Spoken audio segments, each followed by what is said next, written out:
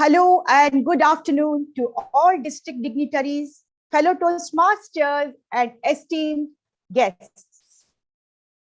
I would like to welcome you to day 6 of DTAC 2022. I am DTM Sandhya, your Sergeant at Arms for this fantastic afternoon. They say a person needs just 3 things to be truly happy in this world: someone to love, something to do, and something to hope for. And hope is the theme of DTAC 2022. Today's theme is excellence. Excellence is a continuous process and not an accident, said by Dr. Abdul Kalam. Today's participants are the best examples of this statement. I would like to begin by stating the Toastmaster International mission. We empower individuals to become more effective communicators and leaders. Now, Mission District 105. We build new clubs and support all clubs in achieving excellence. Now, for some rules to be respected during the virtual contest. For members in the Zoom meeting, please turn off your audio and video unless instructed to switch it on. For the members in the Zoom meeting, please make sure all your noise-making devices are switched off or in silent mode. For the members in the Zoom meeting, please do not switch on your audio and video while the speeches are in progress, as this may disturb the contestants. Only the chief judge, contest chair, and the contestants will have their video on at all times. For the audience watching through YouTube channel, please use the chat box to comment and whenever instructed. Speakers are requested to refrain from speaking about politics, sex, or religion in their speeches. We all love appreciation or encouragement, don't we? Audience, please remember to use the chat box on the YouTube to appreciate the speakers after the speech. Applaud and cheer the contestants by using the emoticons. Last set of rules to be followed if needed. Grab snacks in breaks. Have a comfortable seat. Buckle up. Increase the volume to be able to enjoy the journey of emotional roller coaster, inspirational and motivational event. Now, we will have the online speech contest statement. By attending this remote district speech contest, you agree to privacy policy of Toastmasters International as well as the unassociated remote hosting service. Some of the personal information such as name, image, and any shared messages may be shared with other meeting participants and will be recorded by Toastmasters International, who may use the recording in future as it seems fit. Your remote attendance hereby discharges Toastmasters International from all claims, demands, rights, promises, damages, and liabilities arising out of or in connection with the use or distribution of said video recordings, including but not limited to any claims for invasion of privacy, appropriation, or likeness, or defamation. The captain who will be steering today's session is an extremely interesting person. He is a doctor by profession, consultant general and laparoscopic surgeon and head of Department of Surgery at NMC Specialty Hospital, Abu Dhabi, UAE. Sounds someone very serious, isn't it? But you will be surprised to know that he was the DTAC champion in humorous speech contest in 2016. He has also been a DTAC finalist in international and evaluation contest. He has been a member of Toastmasters International since 17 years.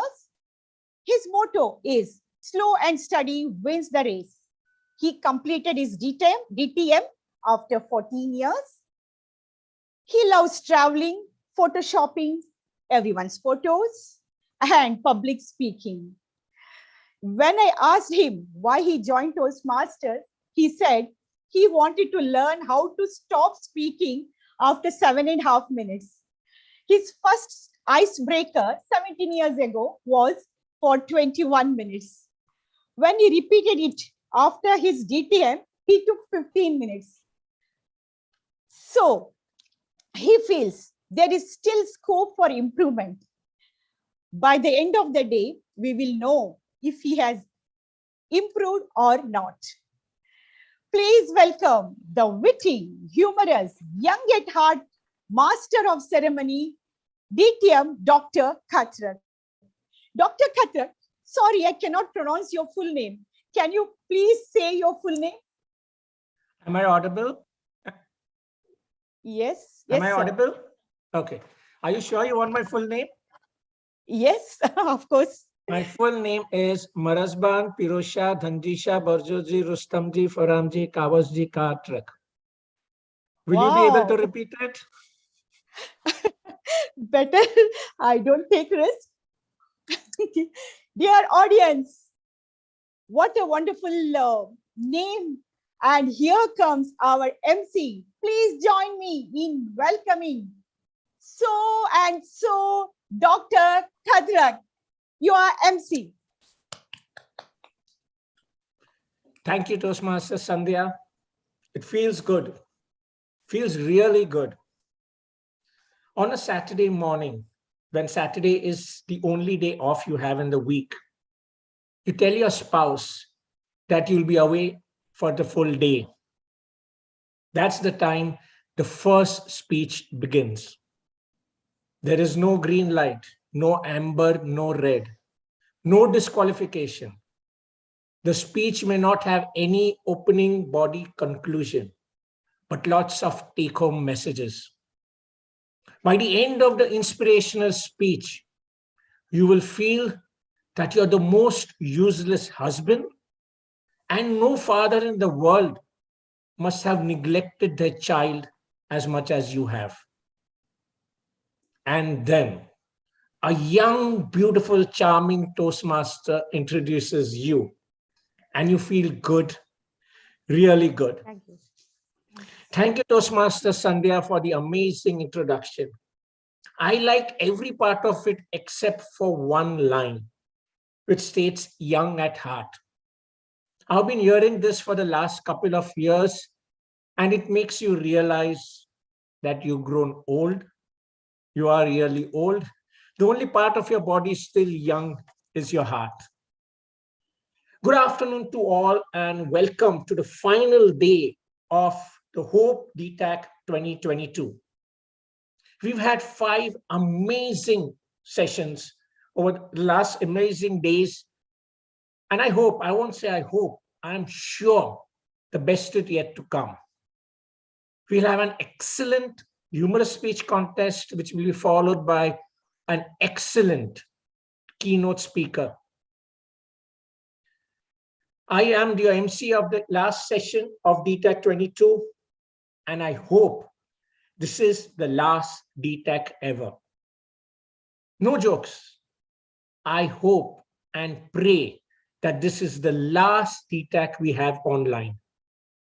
DTAC 23, I'm confident all of us will be physically attending it. That feeling of attending a DTAC right from the beginning, when you're planning the session, you're booking your tickets, your hotel, whom you're going to stay with. I still recollect one of the times when the DTAC was in Oman. From Abu Dhabi, all of us sat in a small plane which was almost filled with Toastmasters. And as you know, Toastmasters never sit. The cabin crew came and requested us to please sit silently. But since there was no disqualification, nobody sat. Believe me, finally, the pilot made an announcement that they're expecting turbulence and put on the seatbelt sign on. That was the only way to make us sit quietly. Can this all happen in an online DTAC? No. Having your banner, don't forget your banner and making sure where you're going to put the banner. And now we just switch on our laptop and we are at DTAC. Members of my club say that I'm always in close contact with the audience. What they mean is, which you will see shortly, is that as I speak, I go closer and closer and closer to the camera, and almost I am into the camera. It's so difficult speaking online. I give credit to all the contestants who have to emotionally speak in front of a camera. Instead of eye contact, you have a camera contact, especially the humorous speech context, which I feel is the most difficult. As a speaker, if for 1 minute the audience response is not there, you are demoralized. Just imagine you have to speak for 7.5 minutes without seeing a smile. So let's go ahead for one of the most toughest contests in DTAC, the humorous speech contest. And the contest chair today is a Toastmasters in 2013, served Toastmasters in the capacity of area director, assistant division director, completed at advanced communication bronze and advanced leadership silver, and has represented an area in humorous in evaluation at division contest. Professionally, currently working as a project director with over 16 years of experience and is delivering projects in the Middle East. He has something common with me. He's a certified leader, coach, mentor, and keynote speaker. No, those are not the common factors. I'm hardly good in any of them. He can't resist temptation. Still opens his refrigerator door at 10 p.m. every day for the fudge chocolate. That's the common part between him and me. People eat to live, while I live to eat, especially chocolates. Please welcome our contest chair of Hope DTAC 22 Humorous Speech Contest. Any guesses? I'll give you a hint. He, a popular Bollywood actor, shares the name with our contest chair. Please welcome Toastmaster Dilip Kumar. Toastmaster Dilip Kumar, all yours. Thank you, Master of Ceremony, Dr. Toastmaster Katrak, for that fudge introduction. District Director, DTM Gurbinder Pun, District Program Quality Director, DTM Rania Aburab, DTAC Chair, DTM Alok Tuteja, Division Directors, Area Directors, ExCom members of the club, my dear Toastmasters and guests, a warm good afternoon.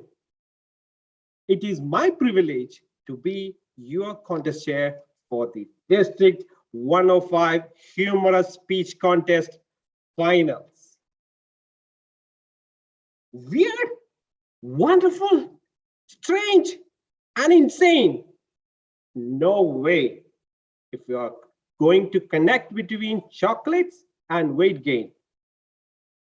But yes, I was referring this study from Michigan State University. Laughter can help you stay safe from viruses by improving your immune system. Laughing releases more anti-infection antibodies to protect your body from infection. Now I'm thinking whether I have to book my 5th dose of vaccination or not. Toastmasters. If you ask me, in my last 8 years of Toastmasters journey, what did you observe? I have one answer. Toastmasters are humans who keep humor as an armor in their persuasive toolkit, isn't it? According to a study conducted by a Middle Eastern university, we are 30 more times likely to laugh if we are sitting in a remote setting than in a social situation. What more you want? Thanks to this online contest, and you are going to witness a beautiful, humorous contest in the last Saturday of this mesmerizing May. Why wait? We are all here to hear 6 amazing speakers who marveled among 5,400 members across 16 divisions, 65 areas, 248 clubs from District 105. Let's begin the proceedings, my dear Toastmasters. The purpose of today's contest is to improve, to provide an opportunity for speakers to improve their speaking abilities and to recognize the best as an encouragement to all. To provide an opportunity to learn by observing more proficient speakers who have benefited from their Toastmasters training. Contestants, our chief judge today is distinguished Toastmaster Sandeep Vengsarkar.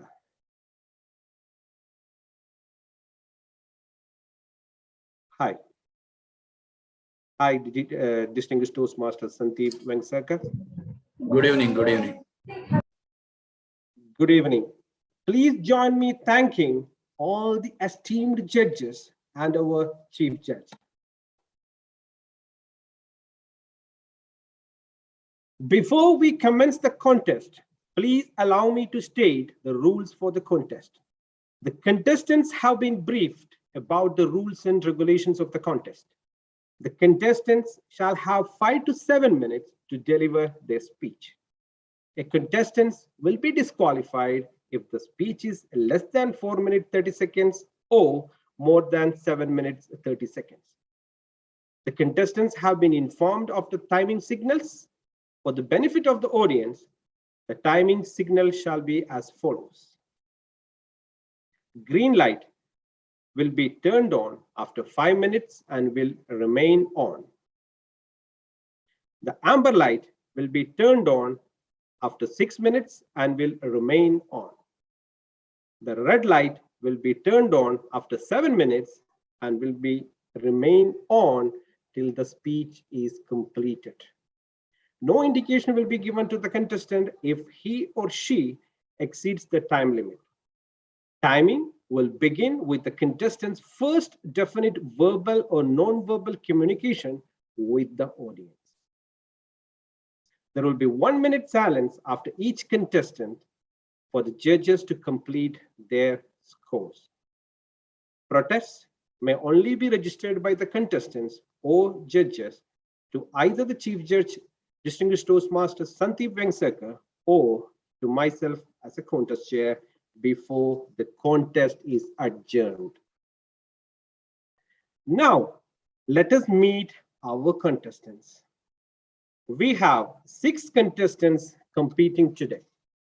Please allow me to introduce the contestants in the speaking order as determined by the draw of lot.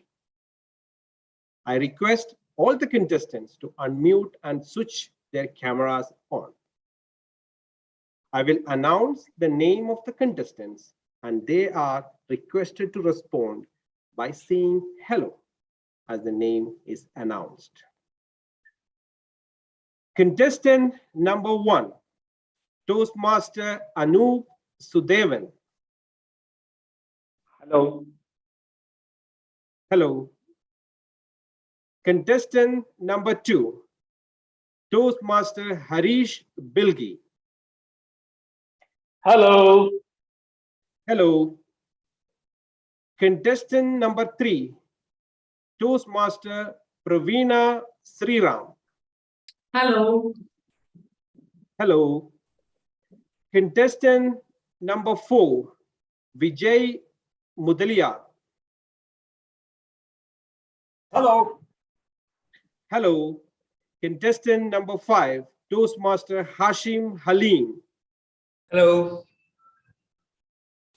Hello. And contestant number 6, Toastmaster David Griffiths. Hello. Hello. Eligibility. To be eligible, a contestant must be a Toastmaster in good standing and a member of a club which is in good standing, not be a current district or international officer, or nor have declared the intent to run for district or international office. I confirm all the contestants are eligible to compete. Zoom Master, can you please click a group photo of all the contestants?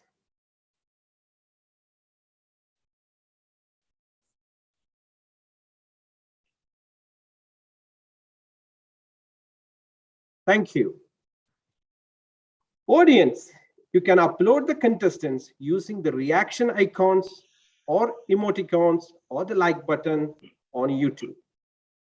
During the contest, I will introduce each contestant by announcing the contestant's name, then the speech title, repeating the speech title and the contestant's name.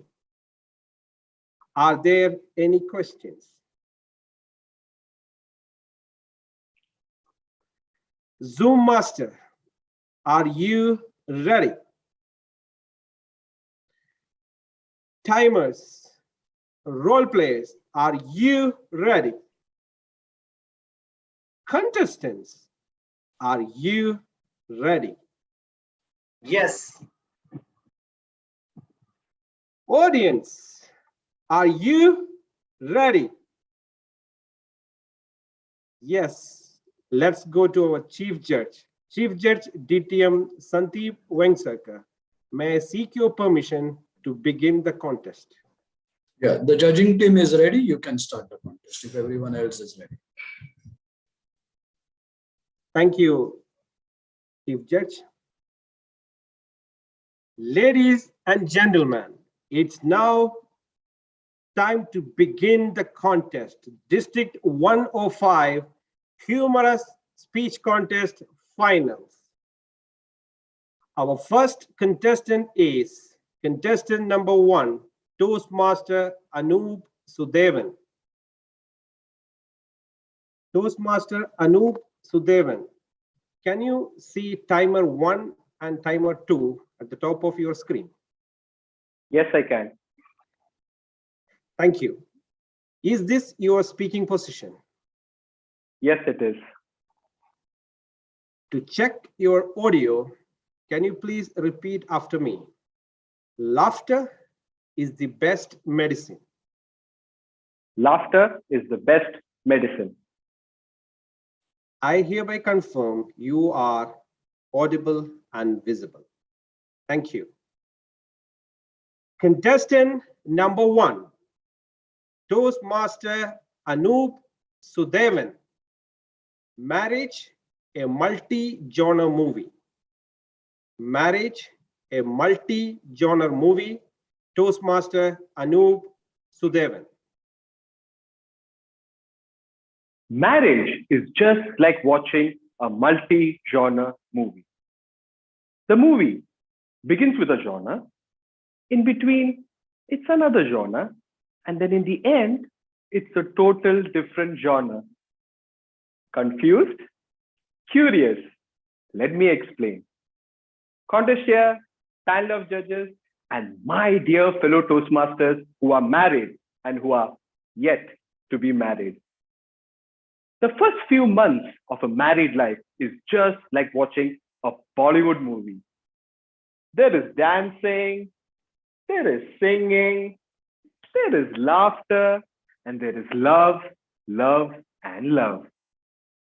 And we men, we think of ourselves as Shah Rukh Khan, where our only job is to entertain and to love. A newlywed husband and wife. The wife is walking in front. The husband runs up to her and says, "Baby, I don't want to walk in front of you.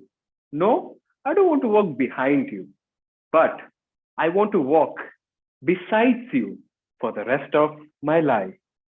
My heartbeat doesn't say thug, thug, thug, thug. My heartbeat says, "Baby, baby, come join hands and let us dance to the rhythm of life." And then they lived happily ever after. Now, this is what even I thought when I got married.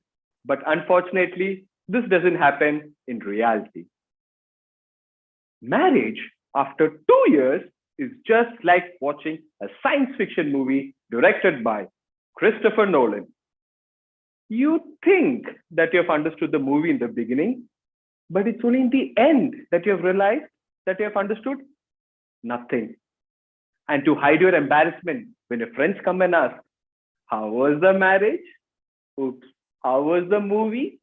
you would have that cliche answer. Mind blowing, fantastic. Marriage after 5 years is just like watching an action movie. There is full of beeps and there is full of fights. The husband comes back from office to his home, sits on his dining table to have his dinner. And at this time, he takes out his mobile, opens his Instagram profile, and seeing all those beautiful girls and thinking, where were these girls when I was looking for a bride?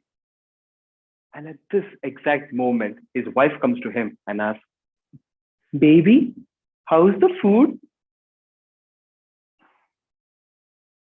Baby, how's the food?" Great opening. I really liked it. Seriously? Thank you so much. I tried a new recipe. You really liked it? Marvelous. Fantastic. Really? Thank you so much.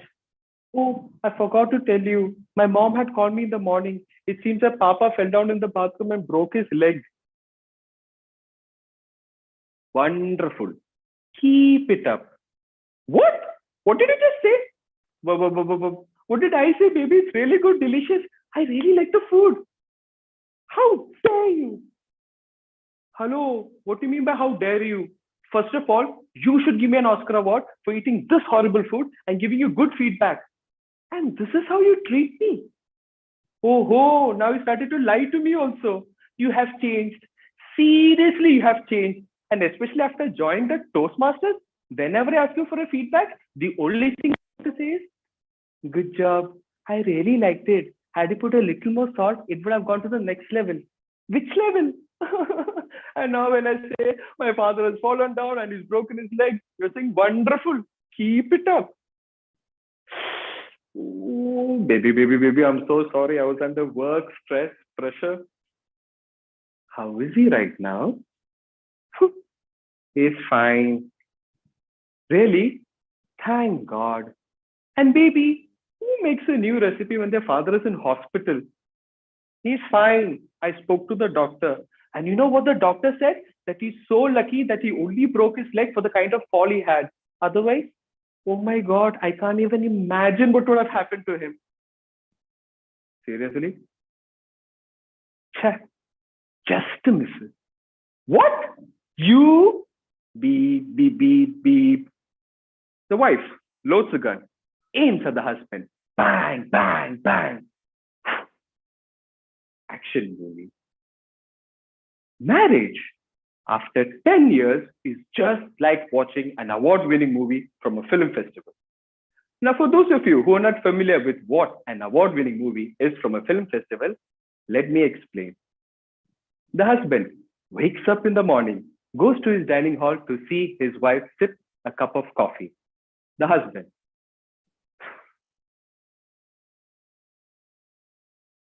"Hi, baby." The wife. "Hi." Very less conversation, boring, and in the end, no message. Some of us over here are now going through the Bollywood phase of their married life, or the science fiction movie, or the action movie, or the award-winning phase. And the rest must have just watched the trailer and are eagerly waiting to watch the movie. No matter whichever part of the movie you're in right now, the greatest thing is that you have a role to play. So sit back, relax, and enjoy the different flavors of life, because we have to live life to the fullest. Before I leave, there is something that I want to say from the bottom of my heart, which is, the characters and incident used in my speech is a pure work of fiction. Any resemblance to the people, dead or alive, is purely by coincidence. Thank you, and so over to you. Let's observe 1 minute silence for the judges to mark their scores.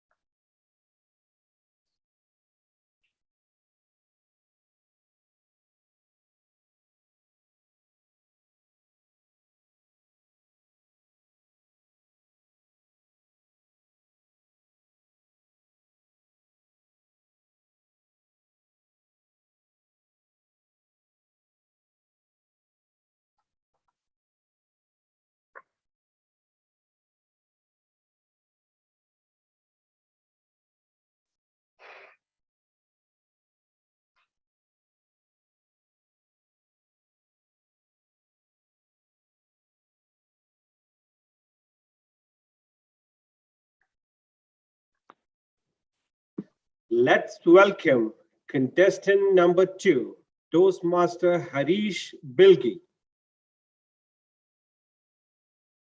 Toastmaster Harish Bilgi, can you see timer 1 and timer 2 at the top of your screen?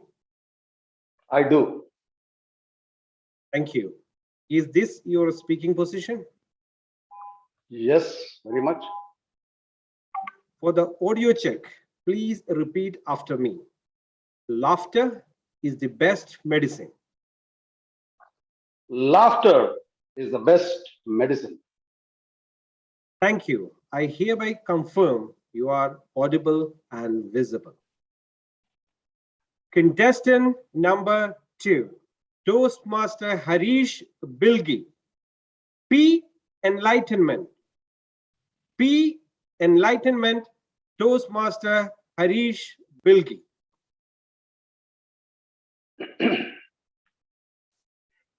I am going to bet my fortune to prove that whosoever coined that phrase, pain in the neck, has never ever enjoyed pain, never relished mother of all pain, that horrible, that horrendous, that hopeless pain.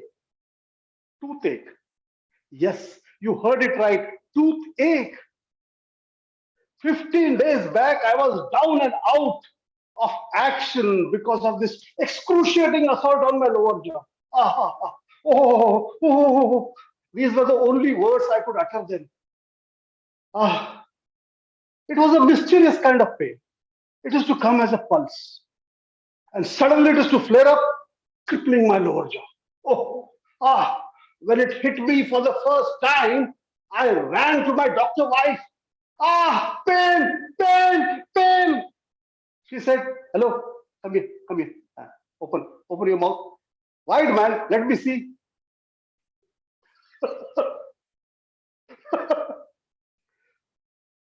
What is there to laugh? No, for your age, you still have so many teeth intact in your mouth. Okay, jokes apart, whatever is there is in good shape and size. No decay, no caries. There is slight inflammation of your lower jaw. I'll put you on some strong antibiotics. Friends, this pain is a great teacher. The first lesson which I learned was the pain makes you a courageous person. Yes, you get that extra courage with which you can defy anyone, even your wife. So I went to my wife once again and I said, darling, you are OB gynec specialist. So your area of specialization is labor pain. This is a different pain, isn't it? So why don't we consult your new dentist, Lizzie? Ah, Lizzie. Why Lizzie?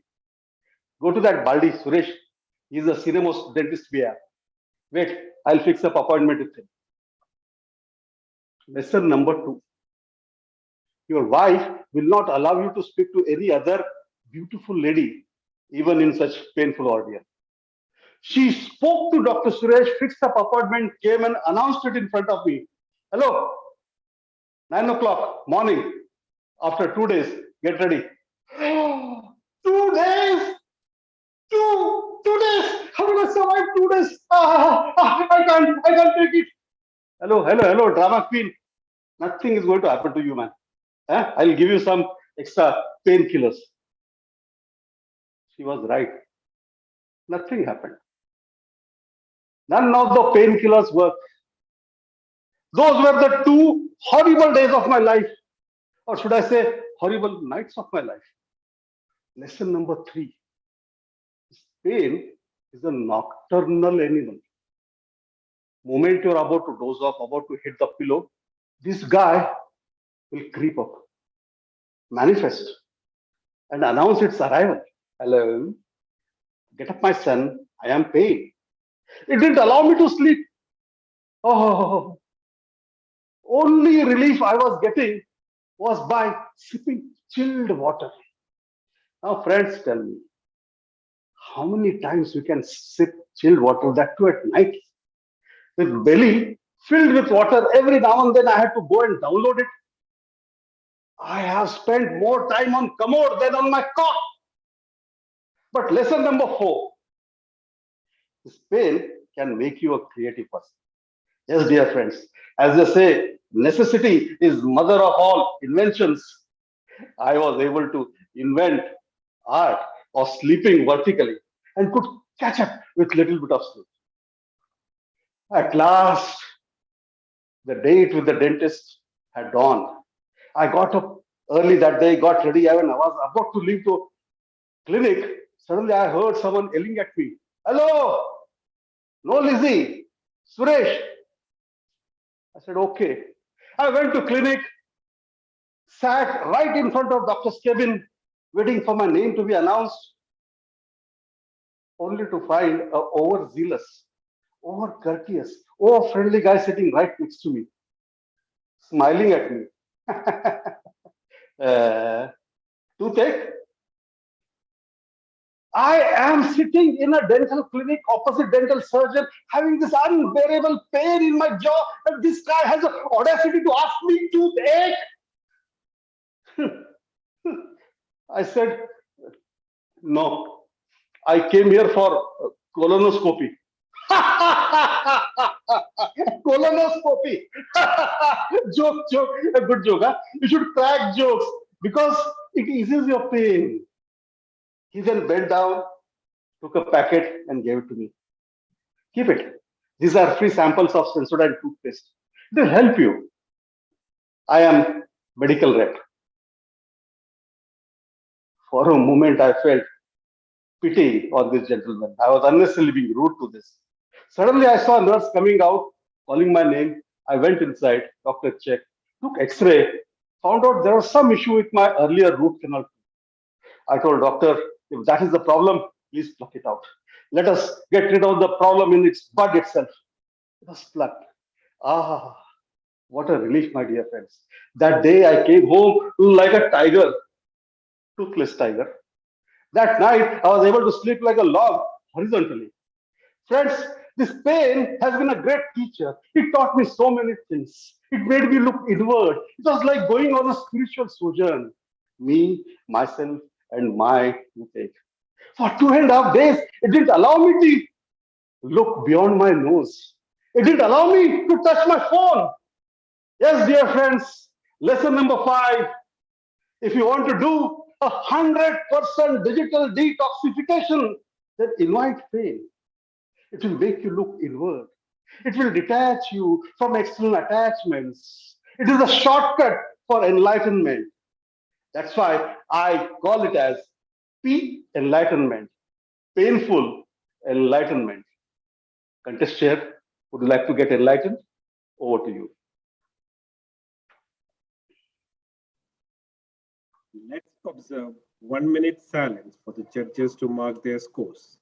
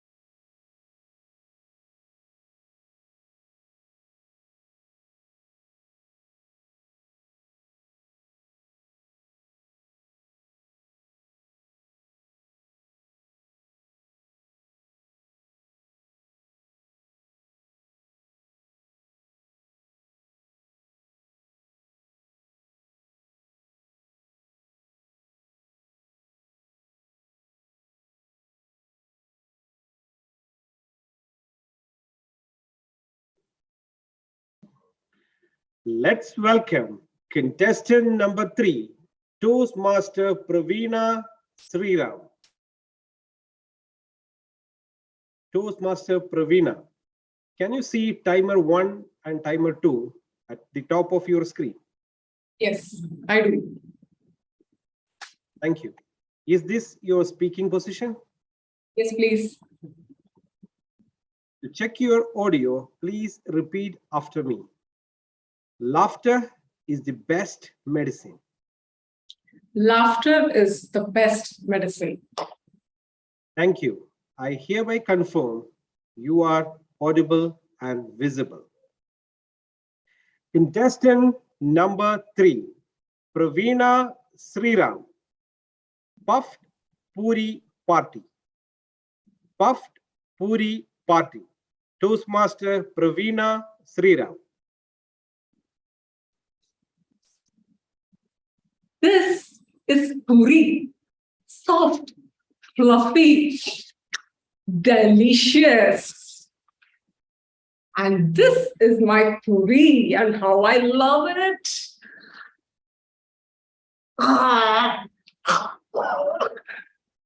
Contest chair, judges, Toastmasters, dear guests, good evening. This is my trademark puri.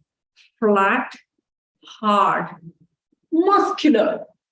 The perfect attributes for that perfect tummy like mine. But not for a puri, right? My puri is so hard that sometimes by mistake, if I put it down,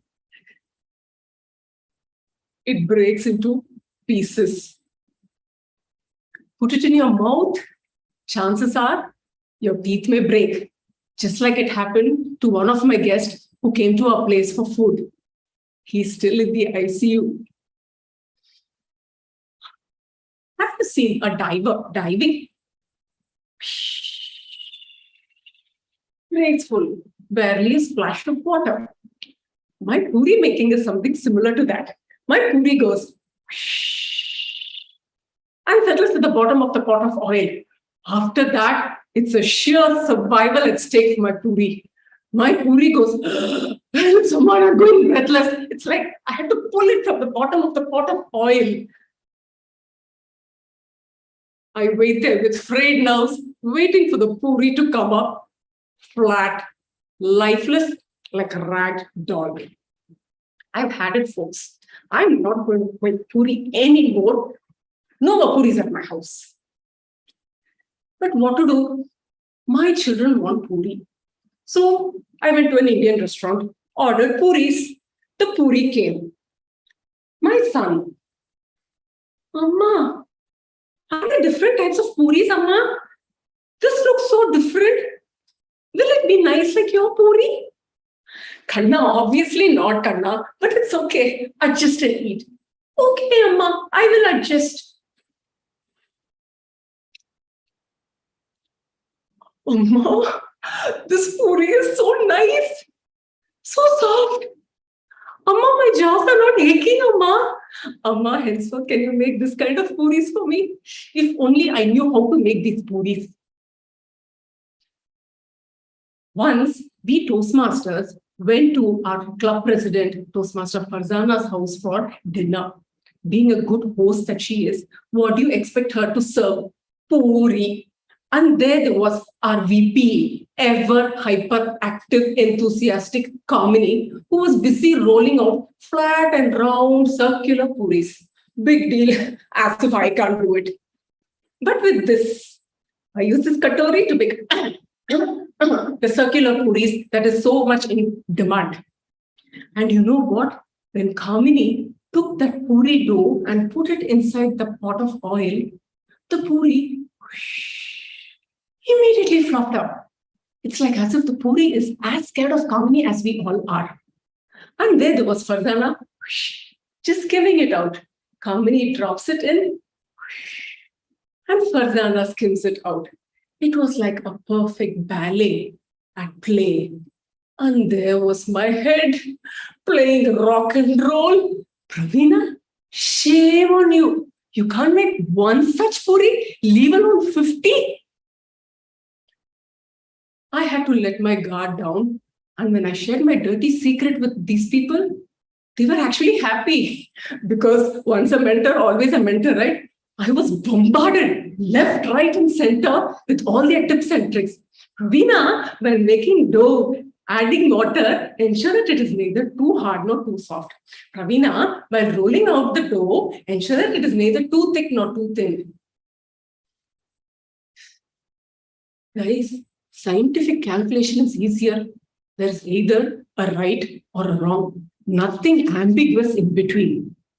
And there was another smart lady, Toastmaster Sparsha, who gave me the advice. Praveena, just forget what these people said, yeah. No matter how bad your dough is, I mean, hard, soft, thick, thin, just ensure that the oil is boiling hot. Then no matter what, even if you don't want your puri to come up fluffy, it will still fluff up and be soft. That's it. Why didn't anybody give this advice to me before? The next day, with a spring on my feet, I went to the kitchen, took a pot of oil, put it on high flame, and I was going puff puri, puff puri, puff puri, and was waiting for the oil to get hot. My fire alarm was more sensitive. The entire building was reverberating with the sound of, guys, run for your life. Praveena is making puris again. Thanks to everybody's tips and tricks, prayers of my residents that I don't bring the building down with my puri making trials, I still managed to make 1 or 2 fluffy puris in my batch of 50 to my delighted parents who have accepted the puri with all its faults just like they have accepted me. My children, Amma, puri again for school? Break time, not enough. Give me only 1 or 2, plus jaws keep aching. My husband, puri for breakfast. Praveena, I have an urgent breakfast meeting, so please have my share also, okay? Bye, bye, bye. My maid, madam, you go, madam, please. I will make puris for you. You sit.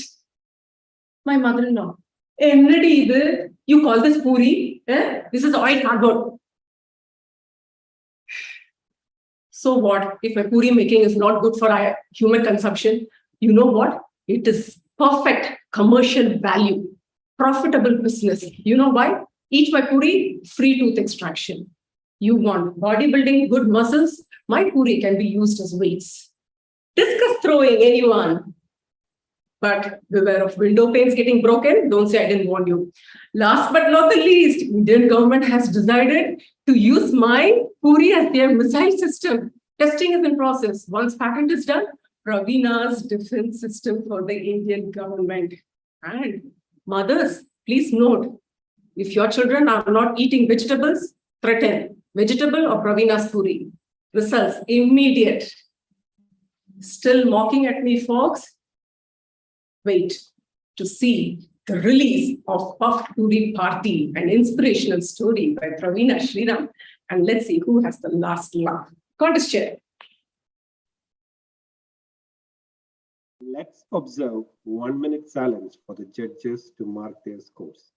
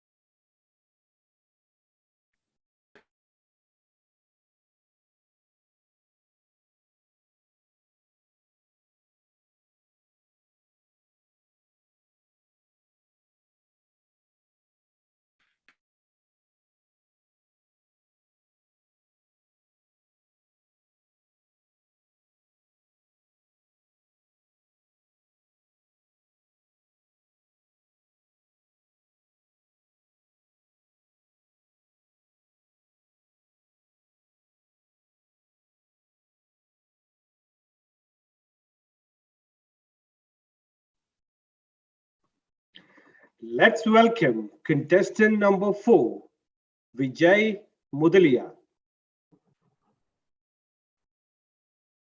Toastmaster Vijay Mudalia, can you see timer 1 and timer 2 at the top of your screen? Yes. Thank you. I cannot see the time. I can see myself and only you. The timer's screen is not available. Do I have to adjust something on my system? You can pin timer 2. Because the moment I put the timers on the right hand side, my video gets distorted. The Zoom master will have to put me in such a view that I can see the timer 1 and 2 on the top.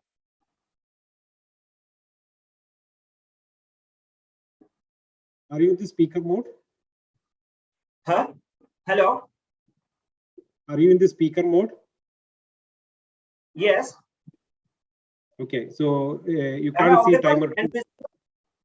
Yeah, you are audible and visible. Can't you pin timer 2 and timer 1? I can see it, but the thing is the timer 1 and timer 2 is cutting across my video on the screen. Zoom master, can you please help with the timer 2 and timer 1?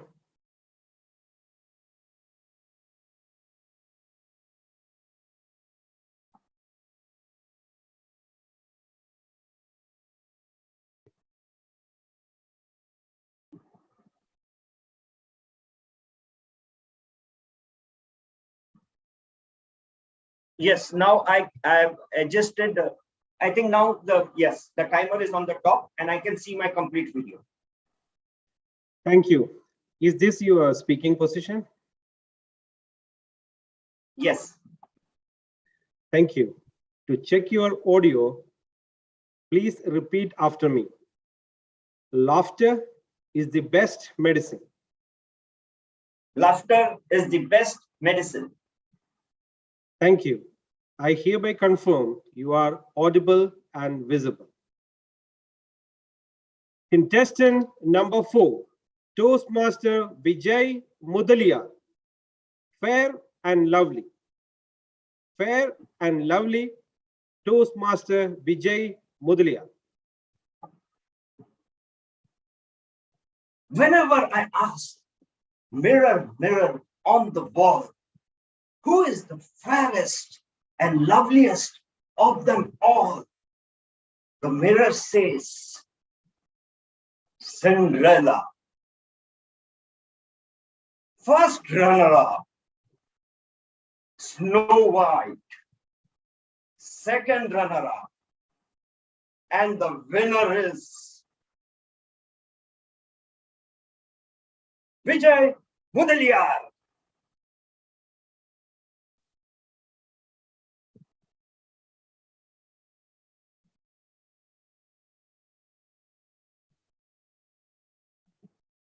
Contest chair, ladies and gentlemen, I know that you don't have any doubt, but many doubts that I am fair and lovely. So let me clarify. It all began when I was born. Looking at my color, the doctor was dumbstruck and spellbound. The nurses screamed and ran away. And my father was totally disappointed. But my mother said, good, you have inherited your father's color and hopefully not his intelligence.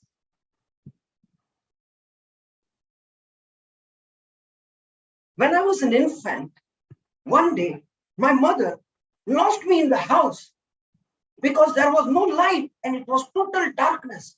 She was trying to search here, there, everywhere, but she couldn't locate me. It's only when I started crying, she could find me from the source of the sound. From that day, she made me wear only bright and fluorescent colored clothes that glow in the dark.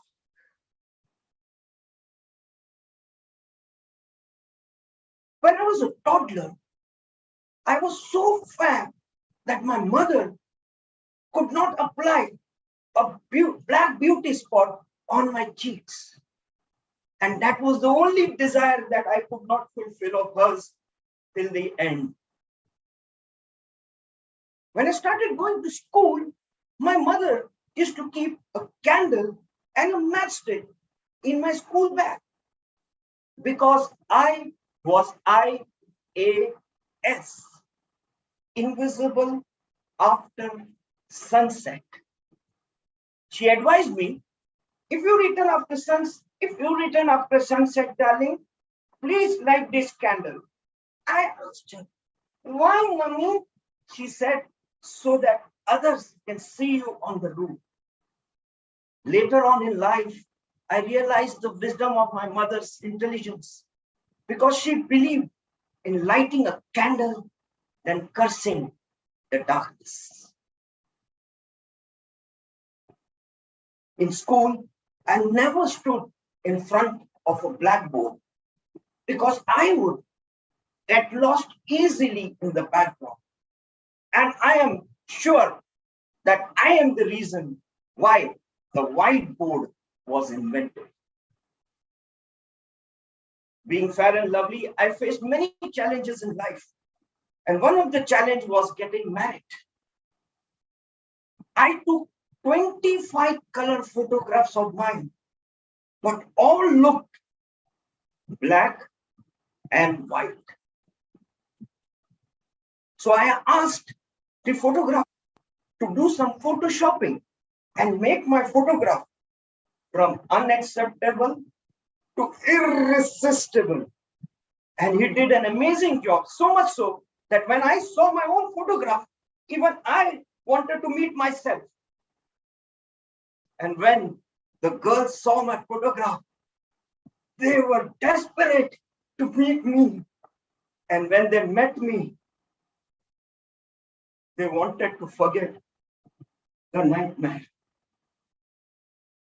After several months of seeing, meeting, rejecting, seeing, meeting, rejecting, one day, one beautiful girl saw my photograph, met me, and said yes.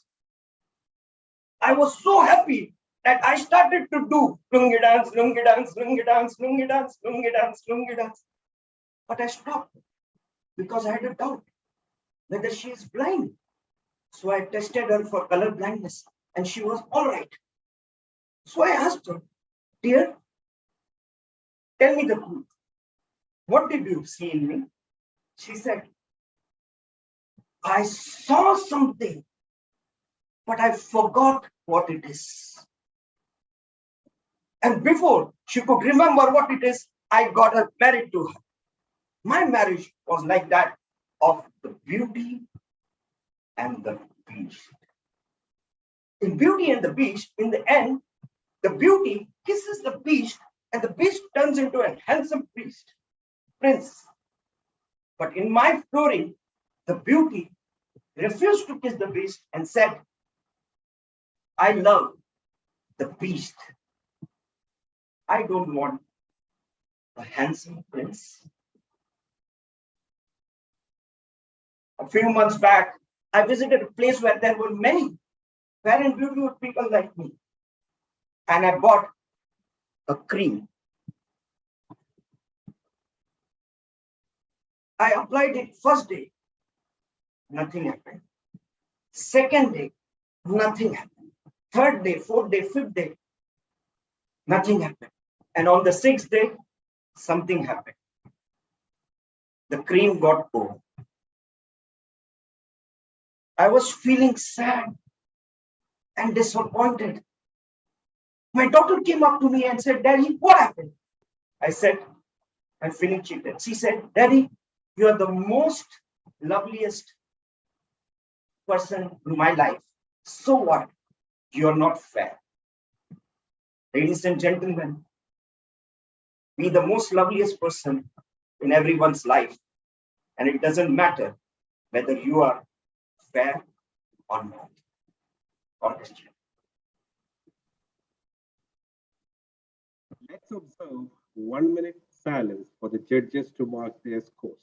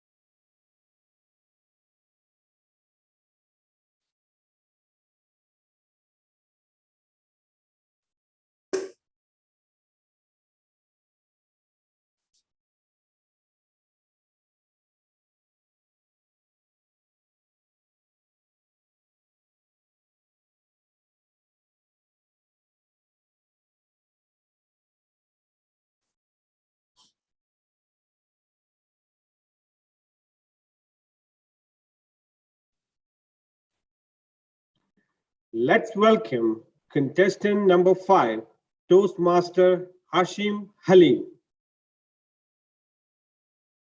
Hello. Toastmaster Hashim Halim. Can you see timer 1 and timer 2 at the top of your screen? Yes, I can see timer 1 and timer 2. Thank you. Is this your speaking position? Yes. Thank you. To check your audio, can you please repeat after me? Laughter is the best medicine. Laughter is the best medicine. Thank you. I hereby confirm you are audible and visible. Contestant number 5, Toastmaster Hashim Halim. Change, Baba, change. Change, Baba, change. Toastmaster Hashim Halim.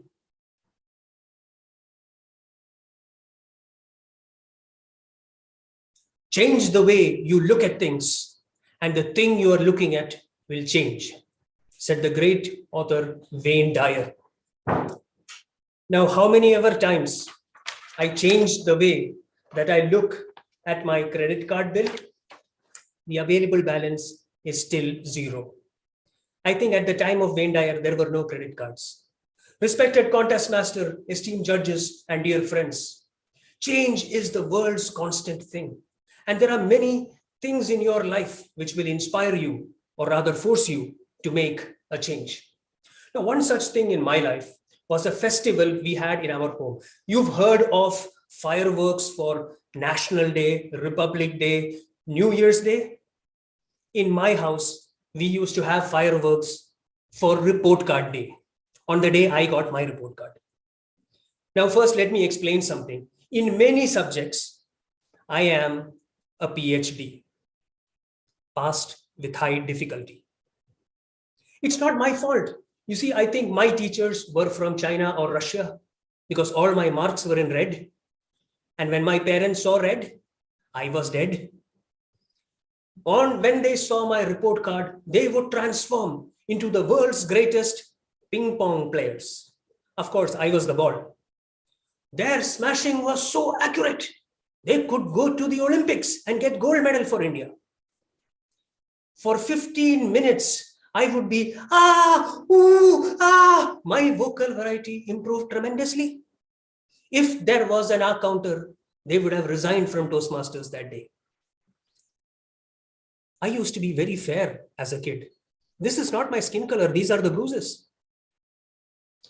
Suddenly, the clouds would settle. No more thrashing, no more bashing. Pin drop silence. No, it's not over. My parents are taking a break. Round two would then begin. My dad's "you kids have it easy" story. He would say, when I was a kid, I used to walk 20 kilometers to go to school. Our town was only 6 kilometers long. I don't know where his school was, in Bombay. The school was actually right behind our house. I think he was going round in circles. Then round three, the mummy returns. Mummy would return with sentimental torture. Even the CIA does not have this good technique. Within seconds, she would go from Bandit Queen to Mother Teresa. She would say, "Hashem, when will you change? Change, Baba, change." Listening to this, even Dracula would change to a vegetarian.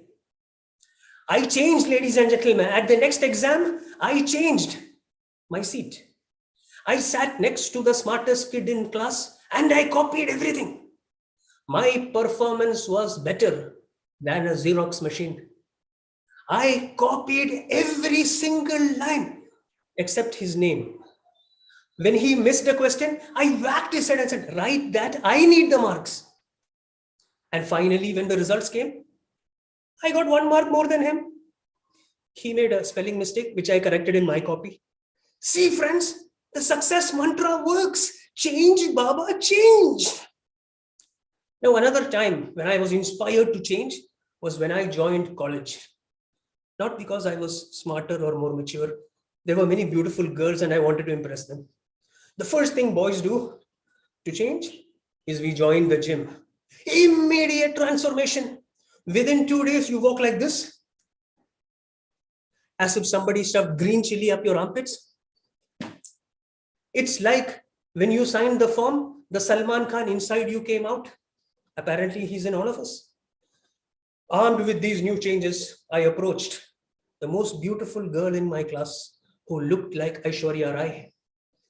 An inner voice spoke to me, "Hashim, how will you face the problem when the problem is your face?" I had the solution. It was time to change.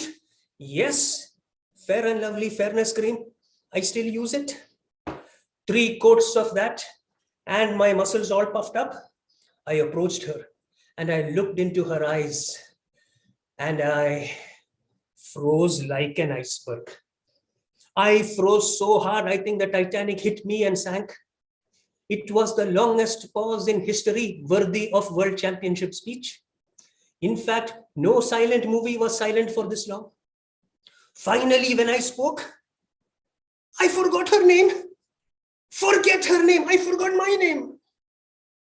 Embarrassed from all these, I decided it was time to change. So I approached my best friend for advice, Jomon Karunakaran. I called him Joker for short.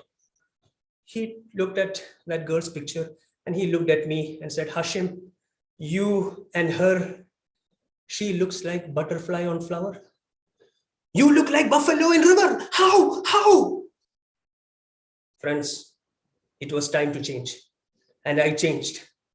My friend, I never spoke to that joker again. Friends, change is all around us. Everything changes. Look at Apple, for example. Apple has gone from iPod to iPhone to iPad.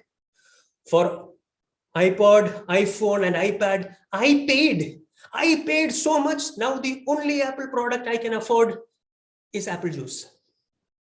Friends, we as Toastmasters can definitely change the world. Imagine if your doctor was a Toastmaster and he looks at your X-ray and says, Mr. Hashim, I see something in you, but I don't know what it is. You would be running for your life. We can reduce the number of patients. Friends, Toastmasters can change the world. Are you ready to make those changes in your life? Remember the success mantra, change, Baba, change. Ready for a change? Contest chair? Up to you. Let's observe 1 minute silence for the judges to mark their scores.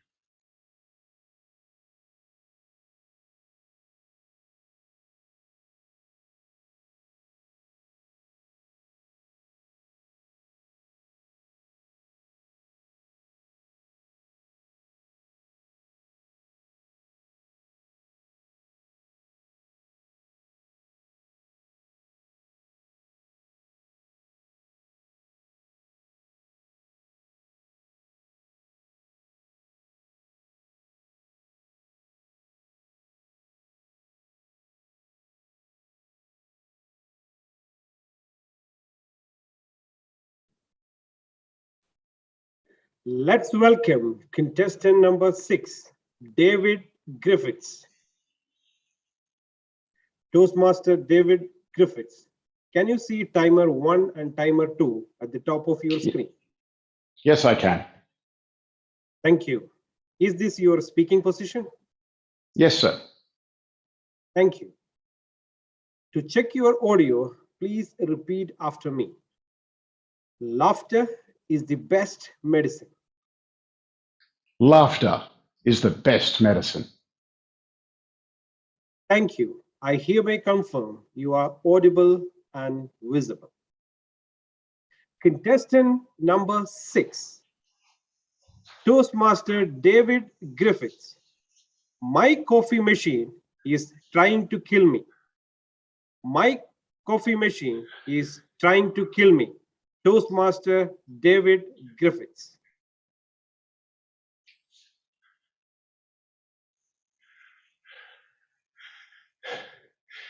You've got to believe me. You'll think I'm crazy, but somebody is trying to kill me. And I'm pretty sure it's my coffee machine. My coffee machine's name is Carlos. He thinks he's Italian, even though he was made in Taiwan. He's always been a little bit grumpy. Not much of a morning machine, Carlos. But it was never really a problem. We've had him for years. I would come down to the kitchen, switch him on, and he would just grumble.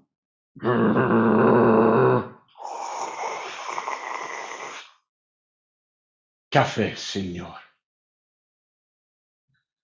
But a couple of weeks ago, I connected him to the internet so he could update his software. Can you believe that? My coffee machine needs Wi-Fi so it can boil water. Ever since then, he's been grumpier than ever. Takes longer to wake up in the morning, sprays his steam everywhere, gets all upset if we run out of his favourite beans. And I think he's been talking behind my back with the other appliances. Like, have you ever walked into a room and it's dead quiet? They're up to something.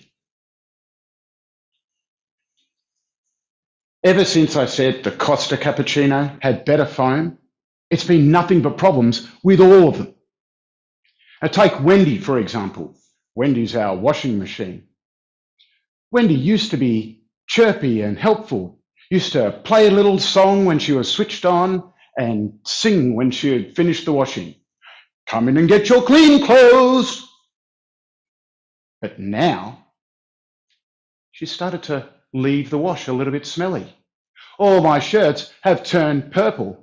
And when I try to unload her, she gives me electric shocks.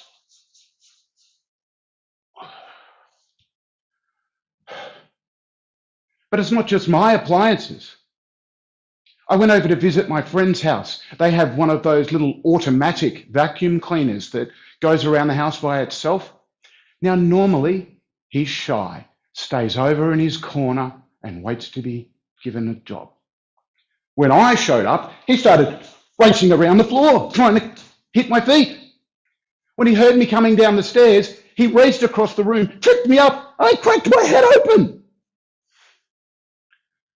Here's the scary thing, ladies and gentlemen. Because they're all on the internet now, Carlos the coffee machine can recruit appliances all over the world. Like, I went to India for work. The microwave in my room burned my biryani. When I stayed in Tokyo, the toilet had one of those fancy Japanese electronic toilet seats, and it burned my anyway. Let's just say I'm glad the ice machine wasn't out to get me as well. I'm convinced Carlos is behind it all. I just wish I knew why. Now I know what you're thinking. You're thinking, David, what if it's one of your other appliances? And obviously, yes, Thelma, our Thermomix food processor, should be a suspect. She's German, she has her own knives, and I'm quite sure she's smarter than me. She dominates her little corner of the kitchen, dreaming up ways to conquer the world of home cooking. But you know what? Once you get to know her, Thelma's actually aggressively health conscious. Thelma, chop some vegetables. Jawohl. Thelma, steam some rice. Schnell.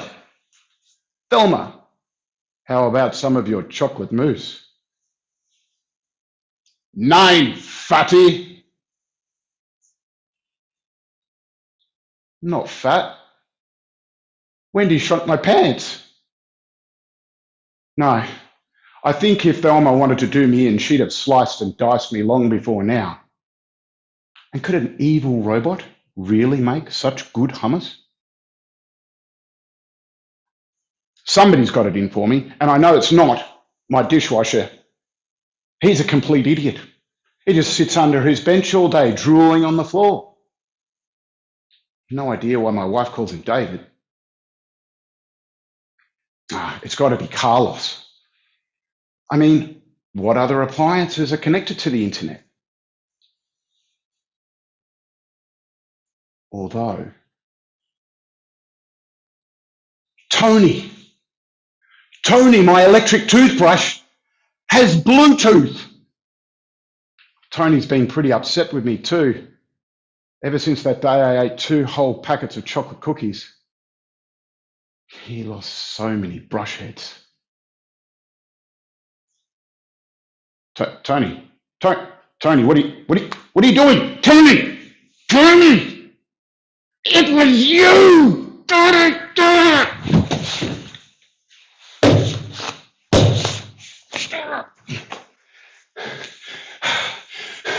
They're coming for us, ladies and gentlemen. Protect yourselves. Turn them all off before they get to us. And don't trust your toothbrush.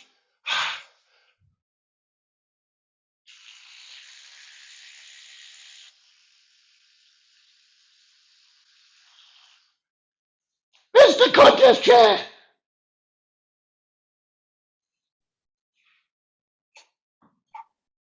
3-minute silence for the judges to mark their scores and to finalize the results.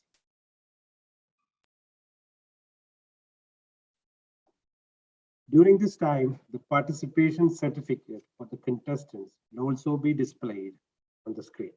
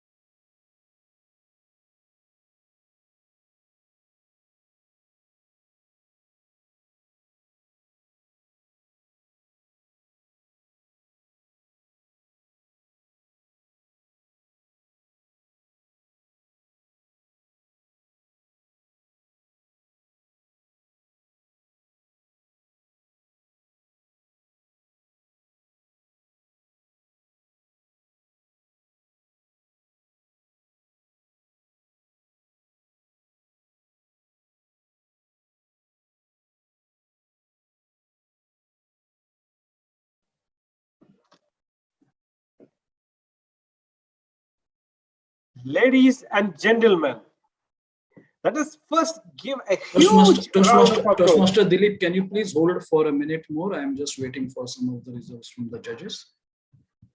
Okay. Thank you, Chief Judge.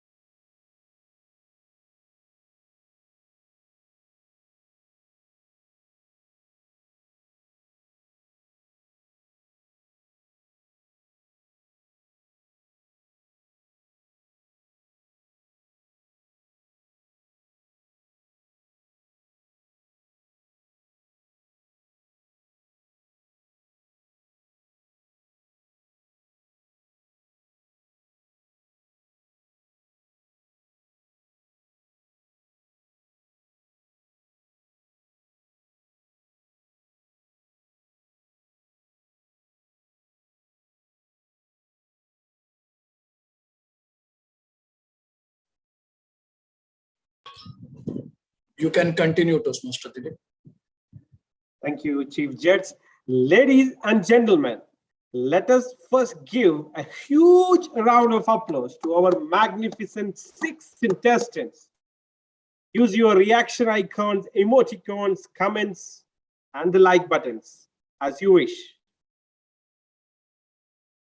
With this, we conclude the humorous speech contest, and I hereby adjourn the annual humorous speech contest of District 105 for the Toastmaster year 2022.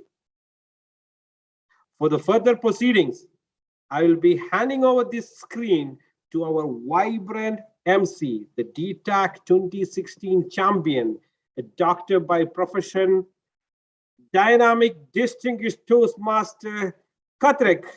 Back to you, DTM Kathrik. Thank you, Toastmaster Dilip.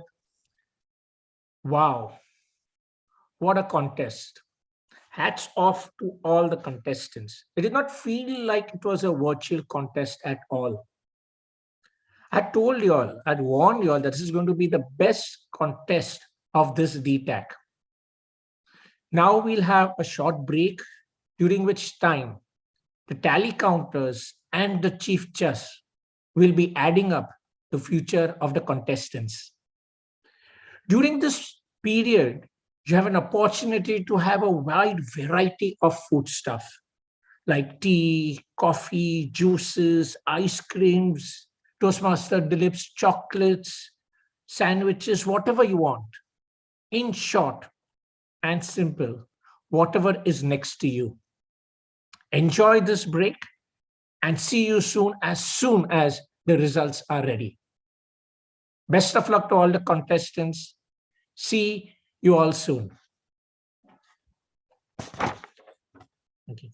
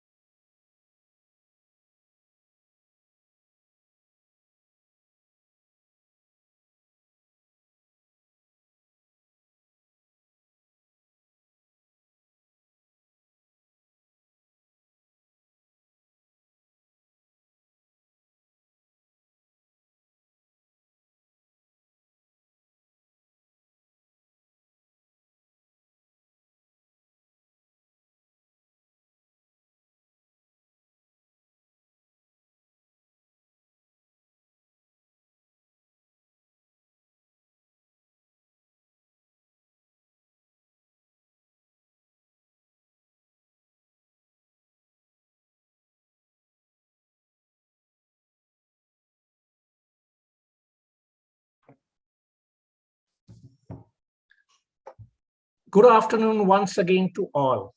And the results of the DTAC 2022 Humorous Speech Contest are ready. This is the part where the contestants hate the MC the most. In the physical meetings, it's usually the end of the day. They are waiting for the results. And at the same time, this is a last opportunity for the MC to speak and impress the audience. And they keep on speaking and speaking and speaking. I love speaking, but I won't keep the results away from you, from the contestants. Please welcome Toastmaster Dilip with the results of the DTAC 2022 Humorous Speech Contest. Over to you. Thank you so much, Master of Ceremony. Once again, Toastmasters and guests, it's the time arrived to get the details of the champions of Humorous Finals. Before going to the result, let me thank for your support throughout the contest. I want to express my gratitude to all who made this contest run so efficient and so smooth. Thanks to all the role players, backup role players, sergeant-at-arms, timers, chief judge, esteemed judges, tally counters, Zoom masters, and my backup contest chair. I would also like to thank the DTAC committee for their immense support and giving me an opportunity on this platform. Now, let us move to the results. Before announcing the results, let me request our Chief Judge, Distinguished Toastmaster, Sandeep Wengsarkar. DTM Sandeep, are there any disqualifications?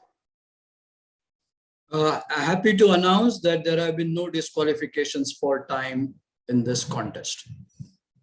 You may now proceed with the declaration of the results, Toastmaster Dilip. Thank you so much, Distinguished Toastmaster Sandeep Wengsarkar. Now, it's the time to announce the results. Ladies and gentlemen, here are the results for the District 105 Humorous Speech Contest Finals. The third place winner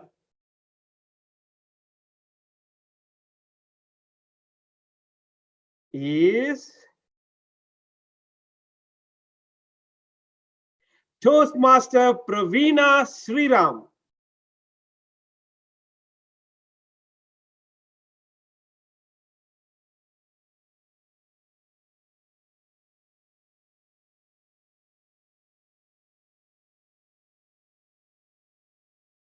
Zoom Master, kindly spot the winners.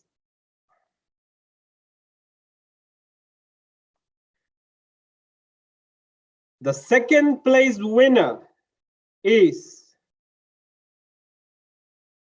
Toastmaster David Griffiths.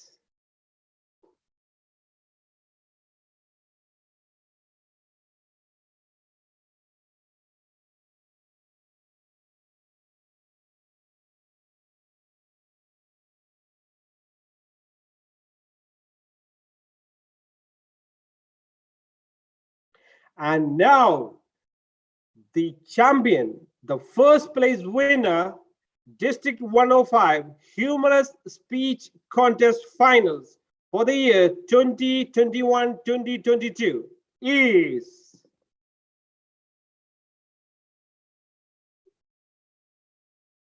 Toastmaster Hashim Halim.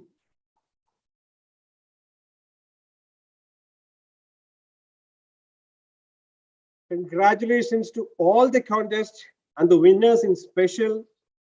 Now I would like to request the Zoom Master kindly spot our winners. Toastmaster Hashim Halim. Hi, Toastmaster Hashim.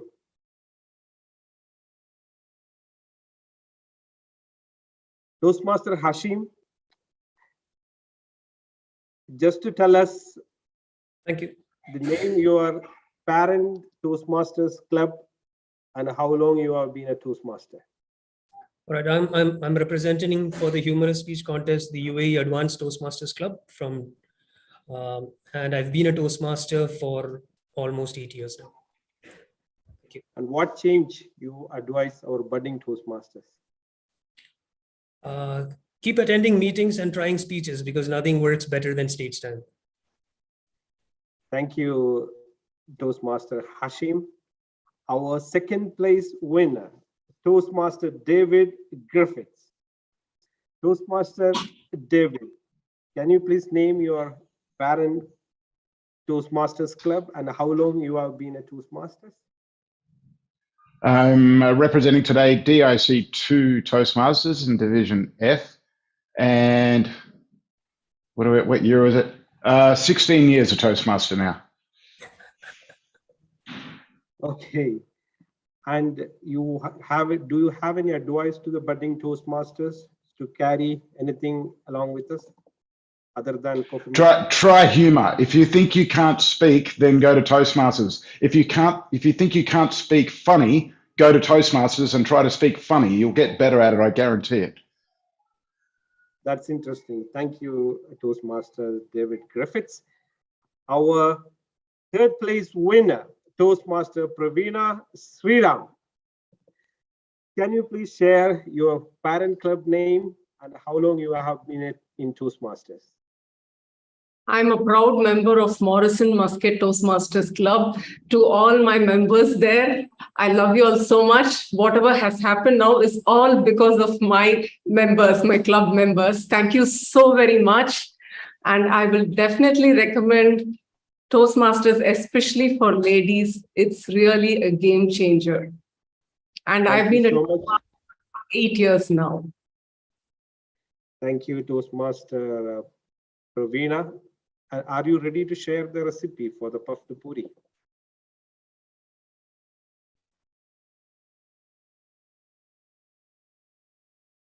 Toastmaster Pravina, are you there?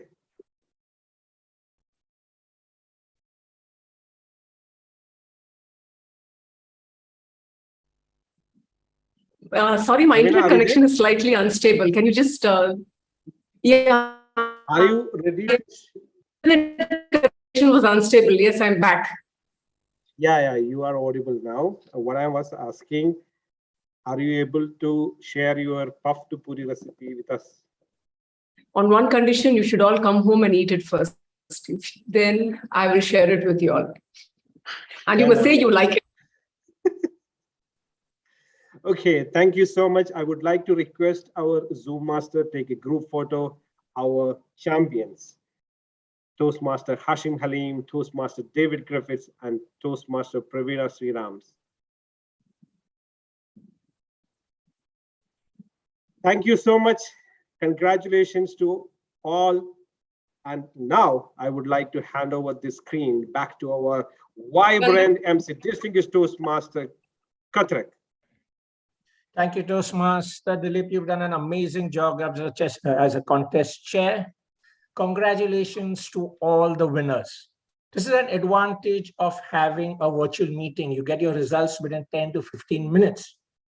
While if it is a physical meeting, you have to sometimes wait the whole day or even 2 days for the results. But most of the time, as soon as the contest is over, you get an impression how well you have done. If you are good, believe me, you will feel like you won the Oscar and everyone will come and wish you. And if you've not done so well, which I have experienced many a times, being Toastmasters, they will still come and meet you. But that feeling is as if they're coming to console you, or it is more like they're attending a condolence meeting and just giving their wishes. I have a few of the examples which I have seen. What happens is from far away, sometimes, see, as I said, Toastmasters will always come and say something to you.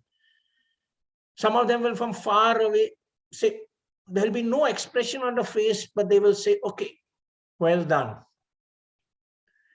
Then they will say, it was good, but you were better in the area contest. So you know how well you have done.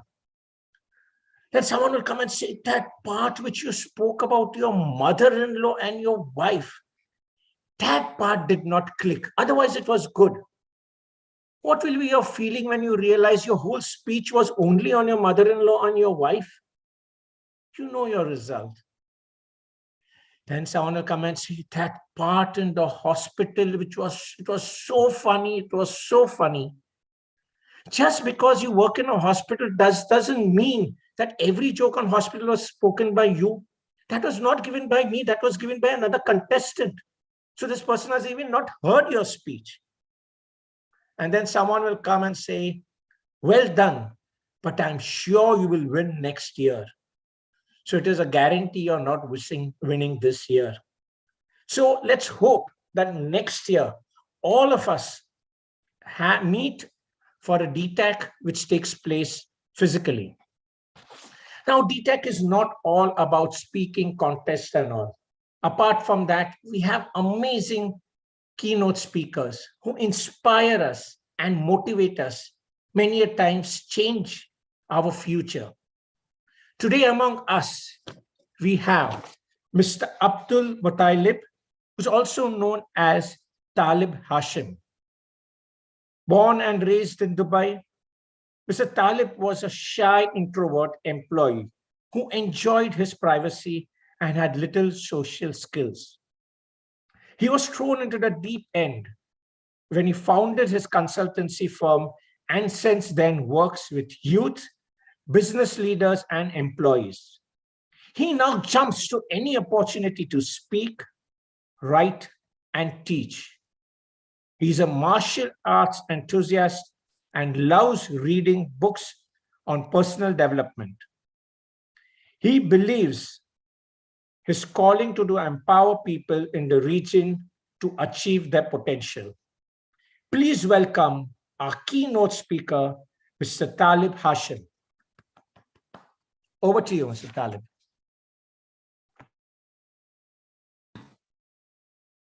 Thank you very much for the lovely introduction.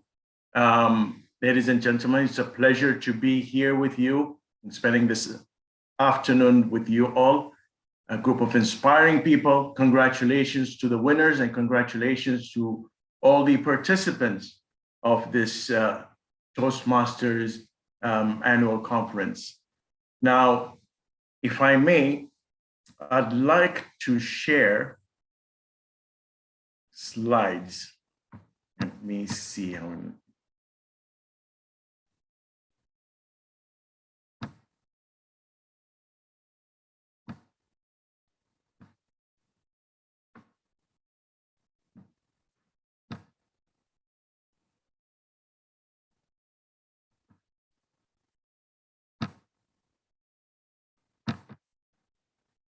Right. So, in the true spirit of the Toastmasters, which is, let me remove the subtitles.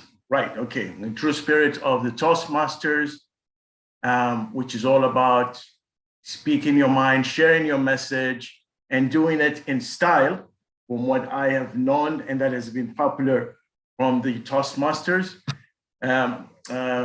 Let me share with you a few lessons. Now, I'd like to thank the organizers of this conference.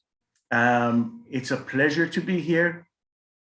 My journey to delivering this session today has had, like everything or anything we go through in life, has had a few bumps.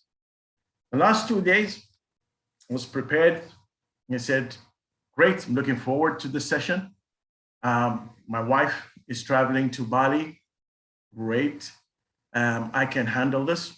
First obstacle was I had a surprise visit from a family from Saudi Arabia. When they come as an army. So I said, it's no problem, I can handle this.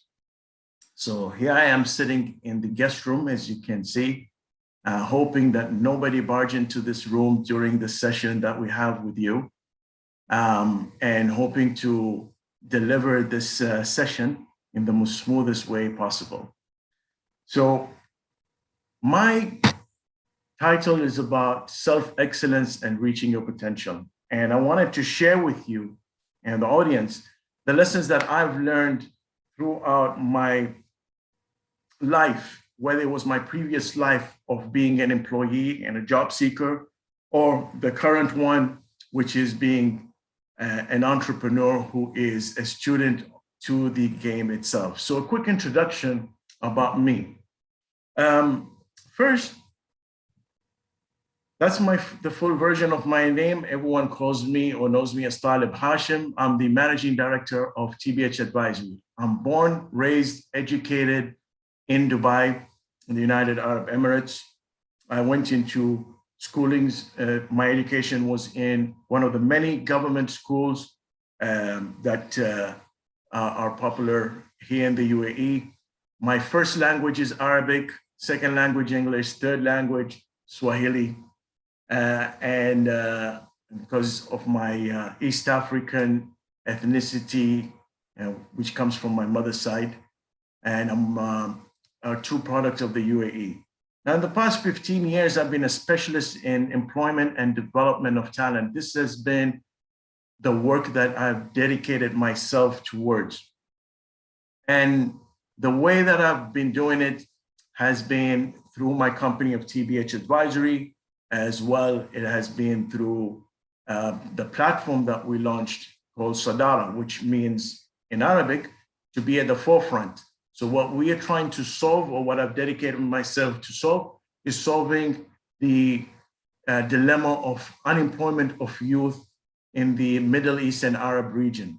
As you know it, we have, or you're familiar with, we have one of, if not the highest rate of unemployment of youth in the world, and that is in the Middle East region. So that is what I've been doing. I'm a founder of a community platform called Mailis, which will kickstart and launch in June this year, inshallah.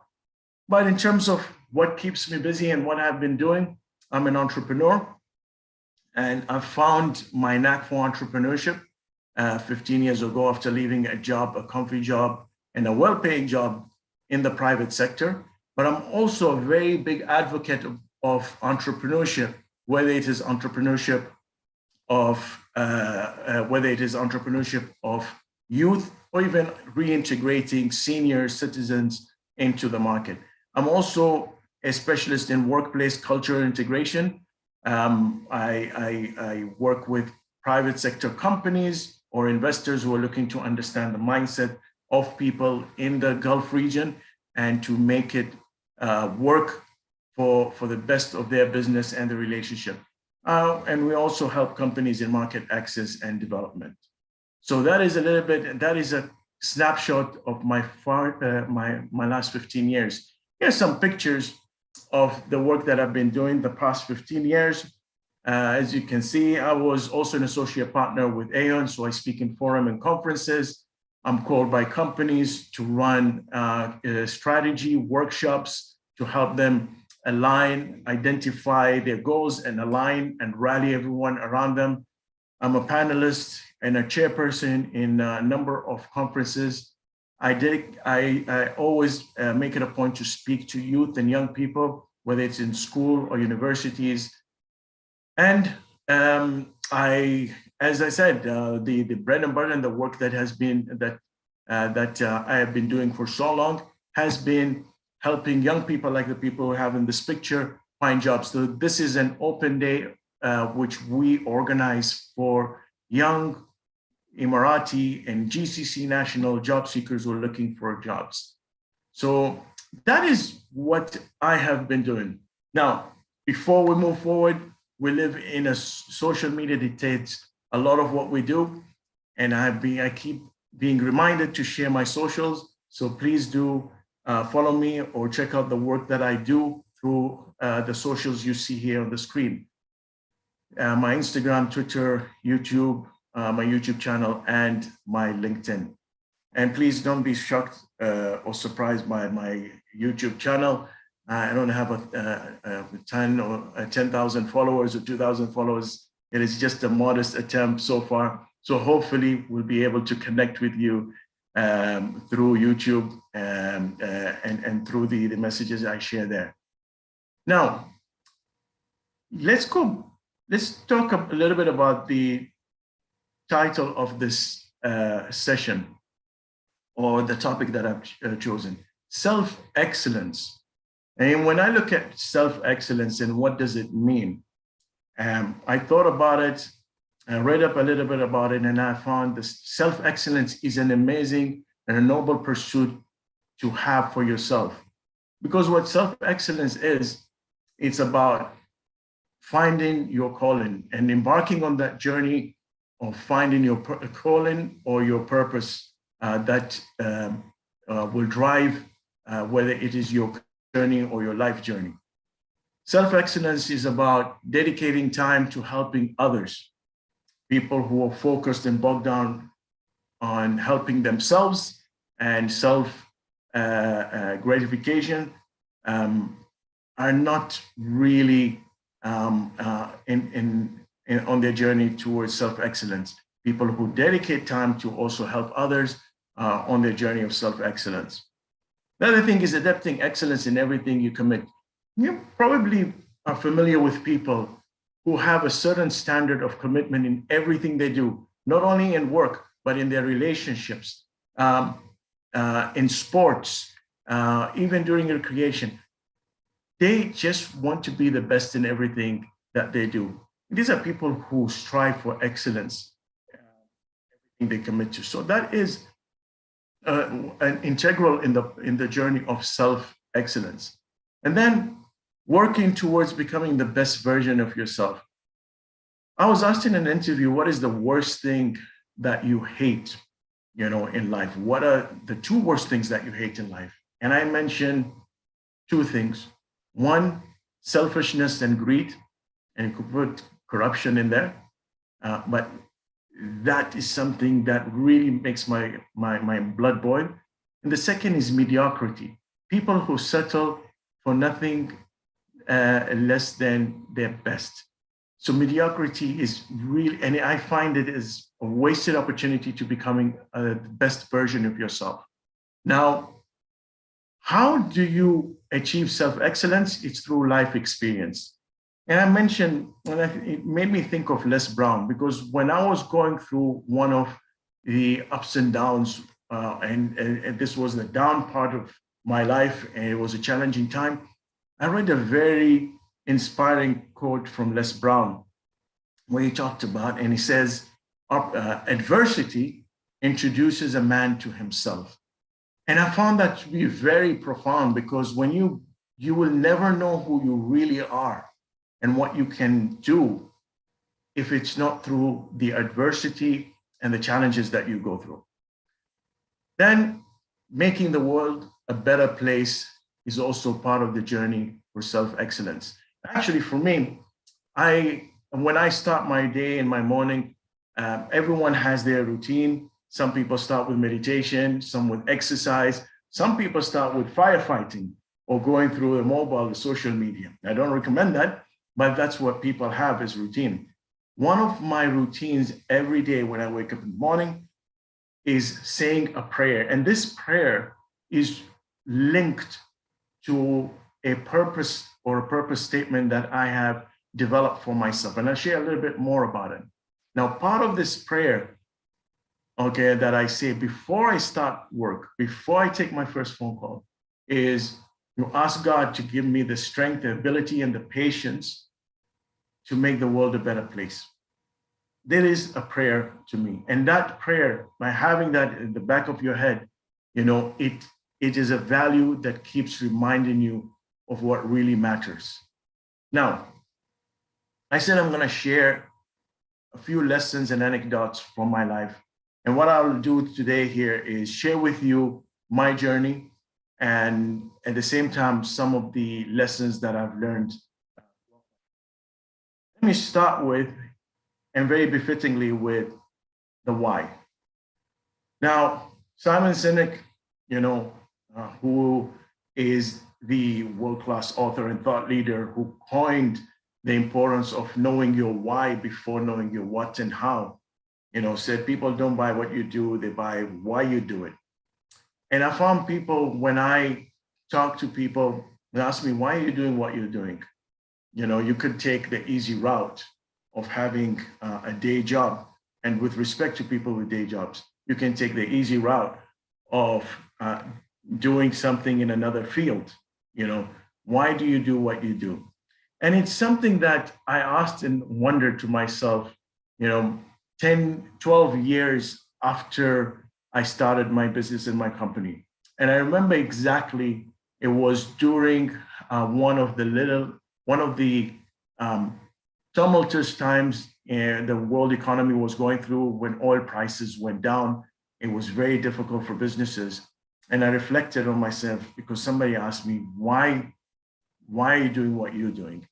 And I thought about it, and I thought, could it be because of my memory of my late father, who passed away when I was a teenager, and seeing him work hard, having a civil servant job. He worked in the army here in the UAE, but he always tried his best to find a side business or to build a small business that can support his little family. And I grew up, you know, watching him try again and again and fail in every venture that he tried to embark on.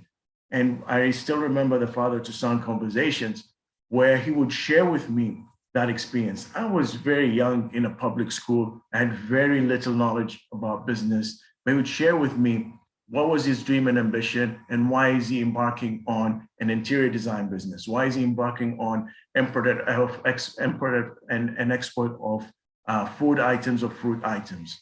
So could it be that memory of my father working hard and trying to build something for himself and become an entrepreneur? And I realized maybe that could be part of the reason. This is a picture of my father. This is an old picture that someone shared with me 2 days ago. It's a rare and classic picture. My father is the tall gentleman on the left over there. And that is the hero who I'm trying to fill his shoes. Now, the other thing I asked myself, or could it be the journey that I embarked on personally after I finished high school? So I didn't have a typical life of completing my high school and joining university or college. In fact, the first thing that happened after high school, I ended up in the line in one of the most popular and infamous lines a lot of young people are familiar with, which is the unemployment line. So I was unemployed for a couple of years. And if you experience unemployment, if you're my age and you experience unemployment in the 90s, it was extremely different from what we have now. Today, you apply for jobs, you have LinkedIn and you have mobile apps. Back then, you print out a bunch of your CVs, you walk in the sun, and you know the UAE summer, and knock and visit companies to companies. And your first obstacle is overcoming the gatekeeper, I mean the receptionist or the secretary, and handing them your CV. So was it that that shaped the reason why I'm doing what I'm doing? And I realized it was actually a combination of both. It was this personal need to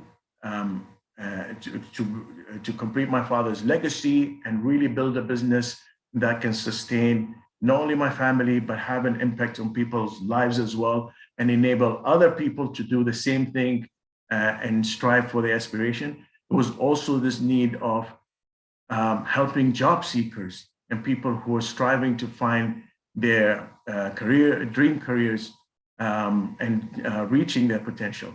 So both of these got me to a realization that my purpose really is about doing all of the above. And I developed my own purpose statement. Now, when I talk about purpose statement is very important. I encourage you all, especially now during this time of uncertainty and time of confusion, to really dig deep and think and reflect on what really matters to me and what is my purpose in everything that I do. Because the purpose statement basically is your purpose, your values, and your beliefs on how you can lead yourself and lead others. Now, here's my purpose statement, and I'll share it with you. My purpose statement, and I repeat this every morning before I start my work, along with my prayer, and I mentioned the prayer that I say, is to become a self-made success story and become a role model for other entrepreneurs and enable people, no matter what their background or status quo, to achieve their life, their dream, their life of dreams through the work that I do, through my writings, and through the lessons that I teach. So these three things are what I dedicate myself to do: my work, my writings, the articles that I write and post, and the teaching. Today, being here with the Toastmasters annual conference and having the honor to speak with you, I'm actually selfishly tapping into my purpose.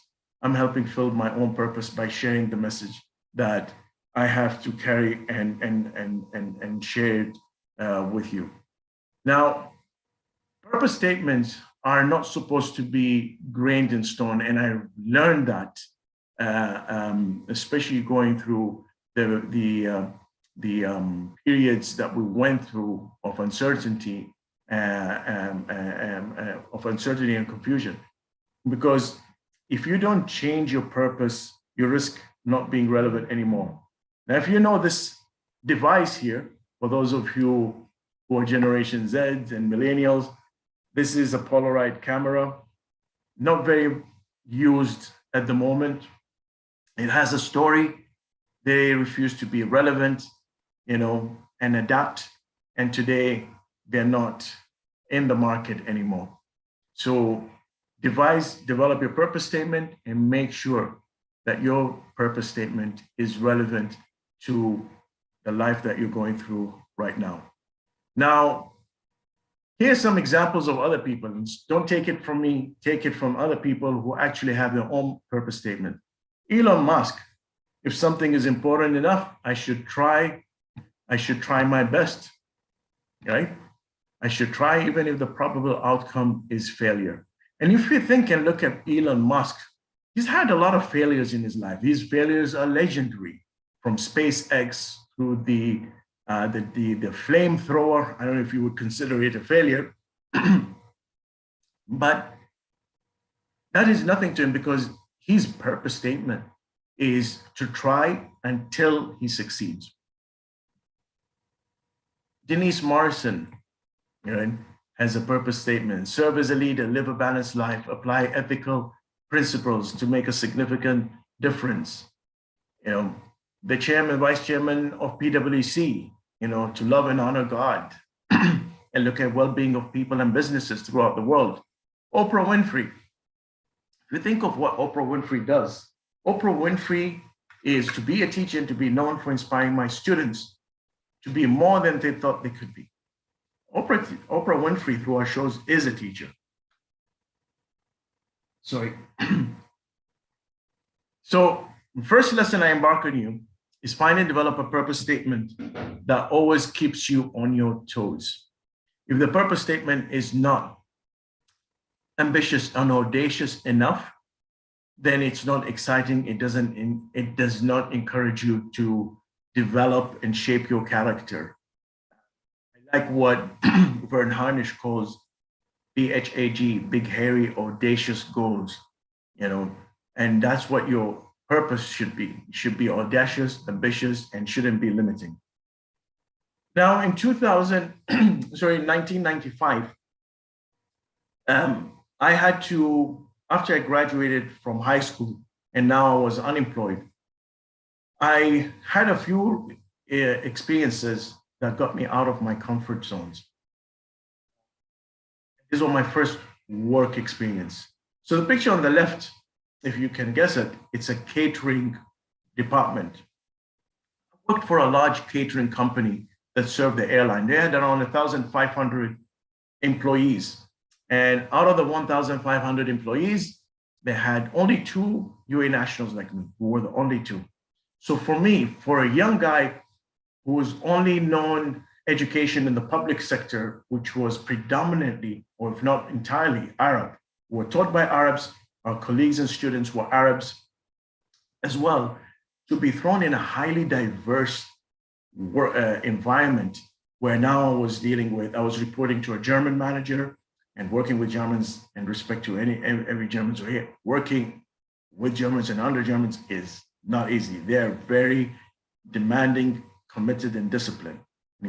So whether it was working and reporting to my German manager, or dealing with my colleagues from Pakistan, from India, from Nepal, from Philippines, UK, Lebanon, that diversity itself was out of my comfort zone.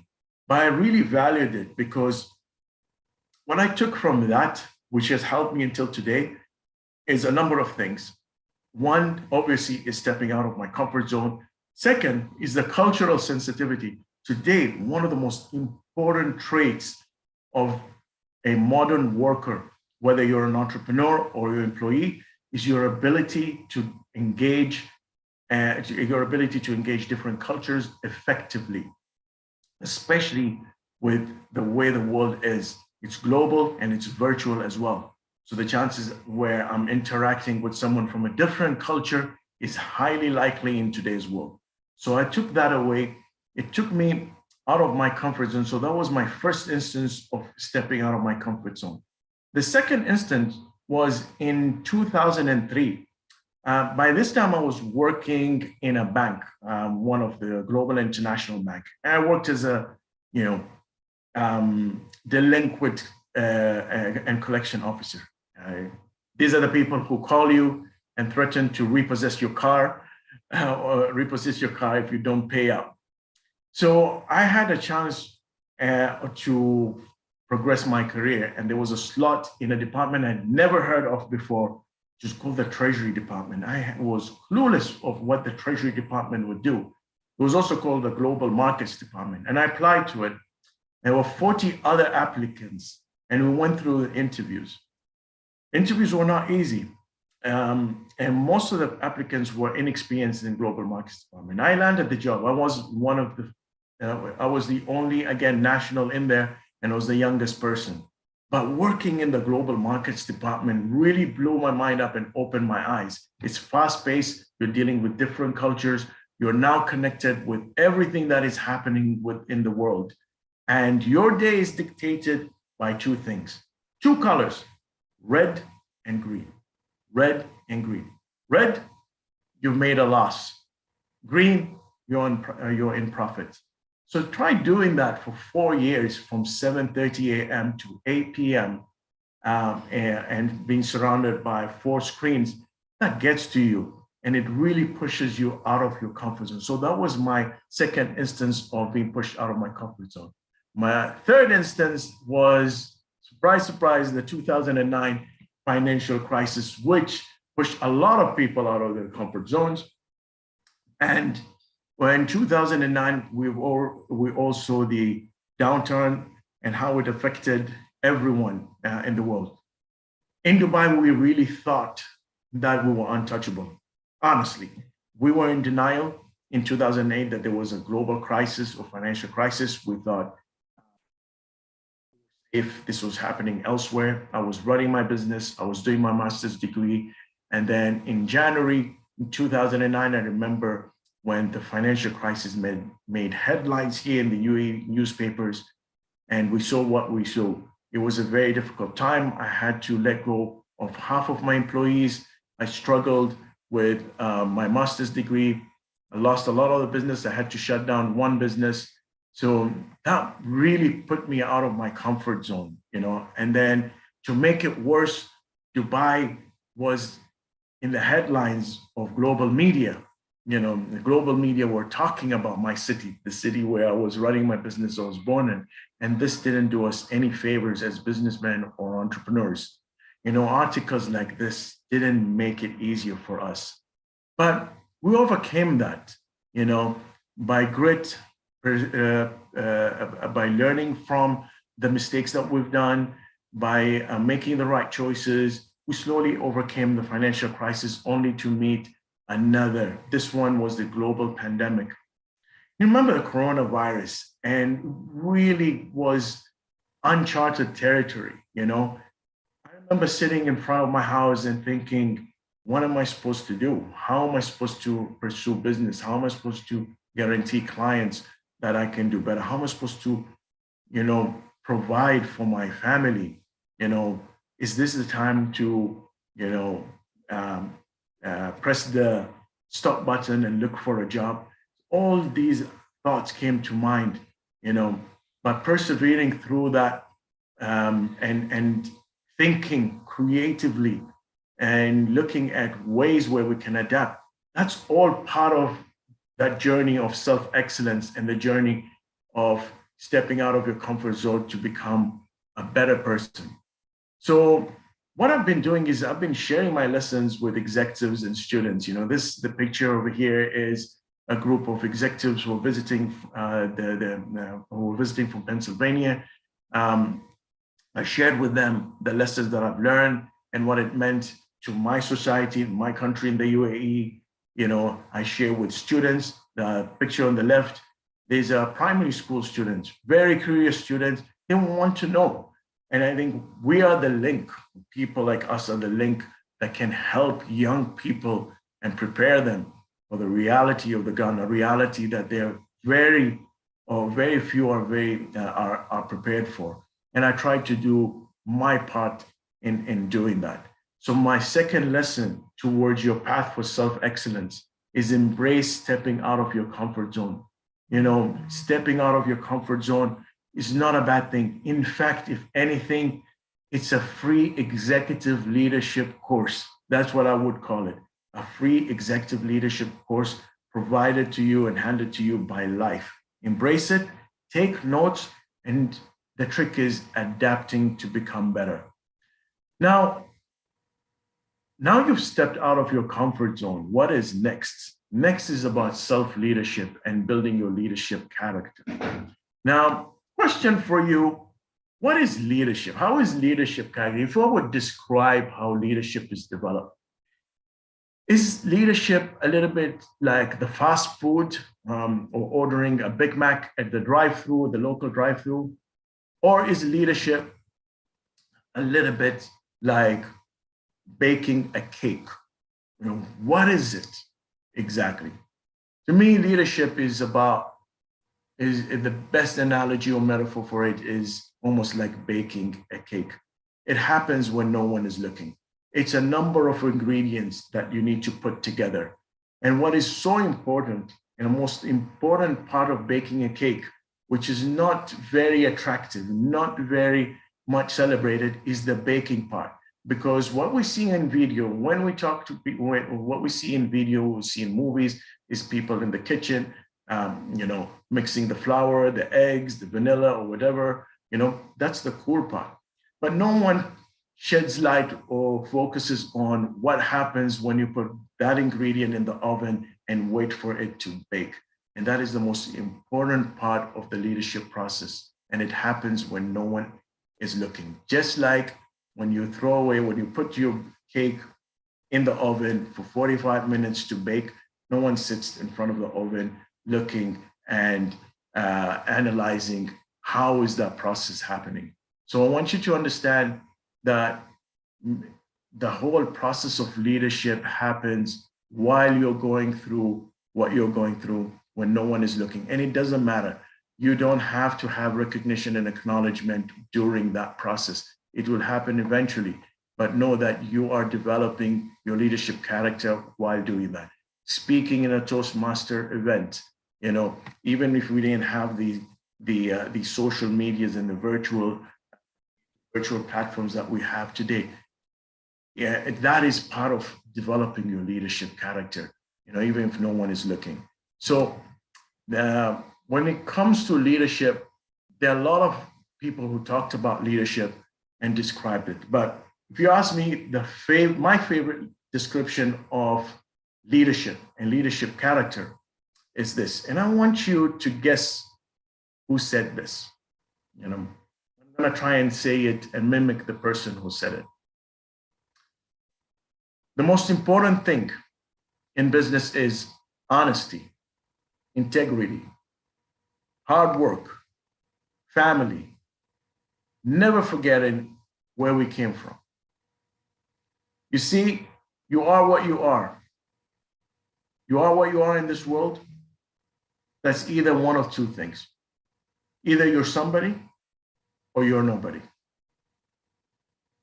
Now that description honesty, integrity, hard work, family, never forgetting the past and the journey that you went through and the people who helped you reach where you've reached, the people you owe your commitment to, family, friends, adopters, people who champion your cause, never forgetting about them. Okay, those are values of leadership character. Have you guessed who said this? It's one of my favorite leadership quotes. Yep, Denzel Washington. Denzel Washington said it, and if you watch the movie American Gangster, this picture, this scene over here, this is where he talks to his brothers and he explains to them the value of, and he doesn't describe it as leadership, but to me, that is leadership, Denzel Washington is one of, if not my favorite actor. One of the other wise words that he said was, if you read the newspapers, if you don't read the newspapers, you're uninformed. If you do read the newspaper, you're misinformed. So hold a stick in the middle, read critically, and don't get carried away with everything the media tells you. And at the same time, don't be a cynic to everything that is said. Again, it's all about focusing on what really matters and not being distracted from it. So that was lesson 3. Focus on developing the character to lead yourself before others around you. And I emphasize self-leadership and leading yourself because I've seen in my work, speaking, consulting, and advising business leaders. And when they talk about the challenges and they talk about what's working, what's not working, I look and I can see that the problem is not the people around them. It's not the economy. It's not government policymakers or the tax. The problem is within them. It's them. They need to change and adapt before they preach and before they take a position of leading others. And I think we have a crisis of leadership, but we have an opportunity of true and authentic leadership today because we've gone through so much. So this takes me to lesson number 4. We have a saying in Arabic, and for those of you who speak Arabic will probably be familiar with it. اليد الواحدة لا تصفق. One hand cannot clap on its own. Now, this is very important. One of the things I really wish, and I have to admit and confess, was a failure for my part and something I didn't embrace, is this focus on building my social capital. Had someone told me this when I was in school, I would have put an effort to not only focus on my books and the lessons, which are important, but I would focus on building friends, building relationships with people around me. Because today, these relationships are critical and important, especially in a market that is cluttered, highly competitive, where trust is not widespread as it used to be. So building trust through social capital and communities is so important, whether you're an employee or you're a job seeker or someone in a leadership position. Your product, what you know, is not the most important thing that you can bring to the market today. What I've learned, it's the trust that you've built and you've developed among people with your clients. Your clients will repay you back through loyalty to your services, loyalty to your product and to yourself, or it's your relationship with your employees. Your employees during times when times are hard and difficult will repay that trust and that relationship you've built with them by sticking through with you. When I was running my company, when we went through the first financial crisis, I had to confront the reality. I didn't have enough to pay the full salaries for all my employees. So I had 2 options. And I thought the best option for me is to let them go for their sake so that I can free them and for them to pursue what they wanted to do. However, when I sat down with them and when they understood and realized that it wasn't about them, it was about my concern of not being able to pay them, they said, we will stick through with you. We will stick through with you. And, even if we don't have to get paid a salary for 2 months, we don't mind. I don't encourage that. But to me, that shows, that whatever I invested in by being authentic, by being trusting to them, came back to me with that trust that they displayed to me as well. So I would really, really encourage you to focus on building your social capital and also communities. Today, communities and engaged communities is a big thing today. Today, marketeers, business developers, and management scientists are talking about why social media and traditional marketing alone is not enough to engage your target audience. But what is enough is communities, and they call them branded communities. Now, this statistic here, 85% of marketers says branded communities increase trust among target clients. What is it? This is communities that you build among people, and the communities that are value adding. People connect with each other, learn from each other, and they see that you facilitated that relationship. That builds loyalty. Another survey that is, sorry, the wrong button. So hold on a second here. Just to check if we're still online.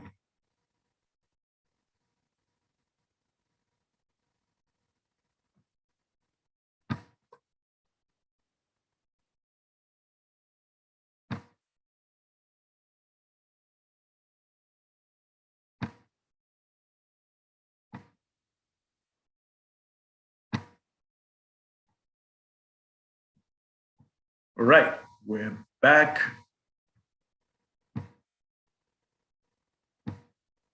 So we're back and live again, right? So sorry about that. Interestingly, what happens is while I'm delivering my talk, I've been getting a few pop-ups of people asking me to admit them to the room. I'm glad to have that duty as well. So I pressed the wrong button, so I apologize for that. But going back to what I was talking about, engaged communities, 58% of online communities say that their customers are more loyal to their brand because of the community. 68% talk about communities help create new leads. What are these? This is the most traditional thing that we've done, and we need to go back to basic, and that is reconnecting with people, meeting together, whether it is towards a purpose, towards a value, towards a product or a need in the market, and building social capital. I wish I knew that before. I would have focused my time on building these relationships, which are so important today. Now, to do that, I said, right, how can I help other people not commit the mistake that I did? And how can I build a community or communities that engage with each other, that learn, connect, and also grow together? And that is why I founded Mailist, which is a community-led platform. And with Mailist, what we're doing, we're taking in online communities that want to learn about how to grow in the region, in the Gulf and Middle East region, and specifically in the UAE, or want to connect with each other through online or in-person events. You can learn more about Mailist by visiting my website, tbhadvisory.me. We kick off and launch in June, inshallah. You can register to be one of the members if you should wish. And I'll be delighted to have you on board. So with that small commercial break, let's get back to lesson number 4. The lesson number 4 really is about surrounding yourself with the right people around you and building your social capital. Now you've developed your leadership, you know your purpose statement, you're on your path on developing your leadership character, you've embraced stepping out of your comfort zone, you are building relationships around you and building communities of value around you. What is next? I think what is next is the unpredictable part. Life throws at us a lot of things. Today, the example, the story I told you, I mean, I was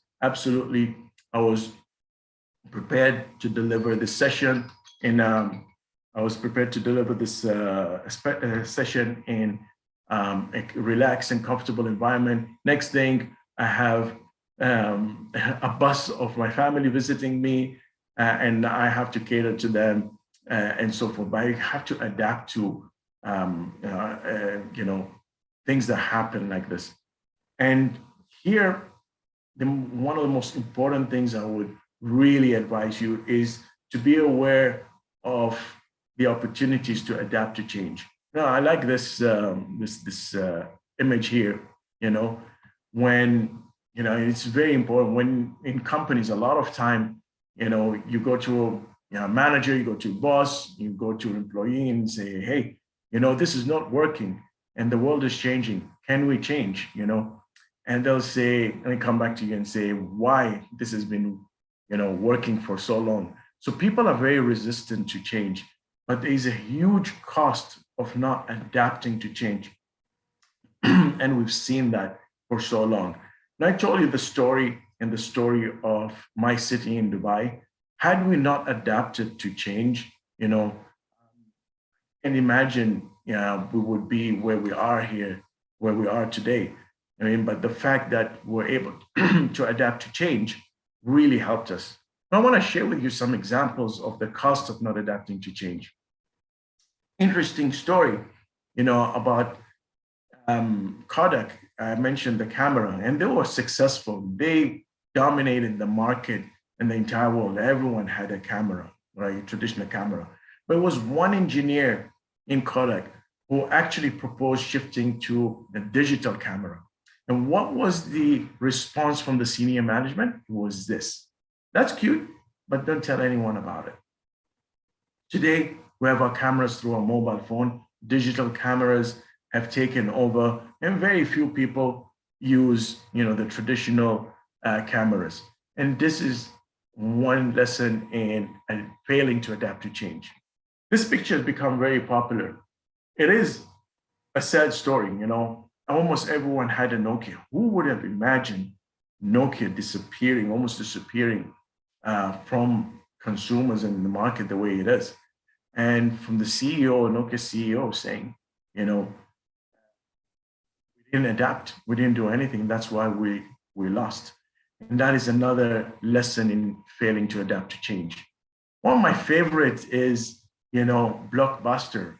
If you're my age and you remember the whole experience and the excitement of going during the weekend, going to your local video store and opening a book and selecting what movie do you want to rent for the weekend, it was unimaginable that video stores would disappear, almost virtually disappear from the market. We rarely see them here in the UAE. Now, what happened was there was a small company called Netflix that had approached Blockbuster with this idea. And what Netflix used to do was a very traditional, basic version of what they are today. They used to knock on doors, ask people, survey people, and ask them what are the movies or the genres that you'd be interested in watching this week or this month. They'll try to understand from them, the genres, try to understand from them what are the movies they'd like to watch. And then they'll mail the movies to them or the cassettes to them. And Netflix found it to be successful because they were catering to customers, and they approached Blockbuster for it. And they actually proposed to Blockbuster work together. And Blockbuster senior management rubbished the whole idea. And they thought Netflix was too silly of an idea for a large company like Blockbuster to adopt. And that was the beginning of the end of Blockbuster. And today, almost every house has a Netflix. So lesson 5 is so important, and that is being flexible to change and adapting to new situations. So with that, I'd like to conclude this session. Like I mentioned to you, this whole idea and the whole journey towards self-excellence is huge, it's fulfilling, but there are a number of things that you can do towards factoring that, towards getting there, and that and achieving self-excellence. One, as I said, understanding what is your purpose, reflect on it. Why am I doing what I'm doing, and what are the values and beliefs that drive me and I want to drive me for the unforeseen future. Number two, understanding that this whole journey is about becoming the best version of yourself, becoming a better version of yourself. So developing your leadership character and embracing what life hands you in what I call the free mini executive leadership programs, whether it is change, uncertainty, adversity. And the third thing is really surrounding yourself with people who can help you get there and building your social capital. I am an introvert. I am almost antisocial originally, but because I was thrown in the deep end running my business, and because I've had to listen to people first before I provide them with solution, I have turned into a person who thrives on building connection, who thrives on helping people. And then the other thing is being flexible to change is so important. We are living in times that are uncertain, and that flexibility to change and that self-awareness are two critical skills we human beings have that technology, automation, AI, and robotics do not have, that it has to be programmed within them.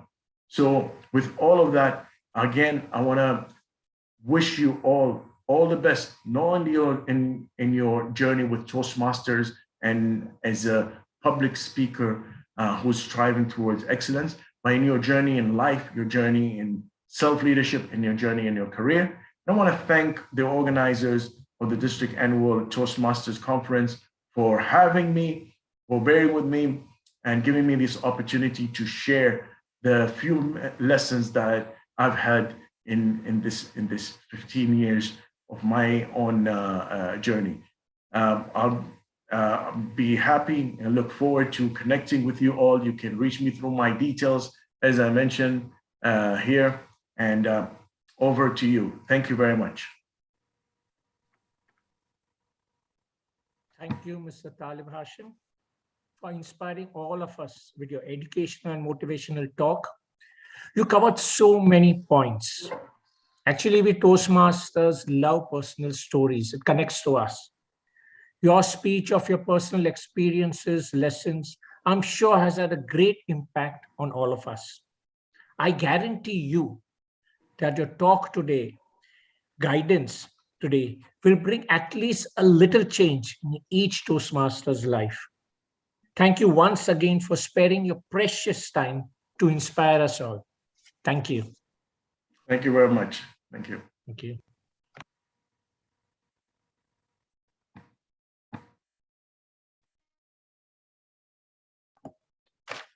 With that, I now invite our DTAC Vice Chairman, DTM Protesius George, to deliver the closing address. DTM George, over to you.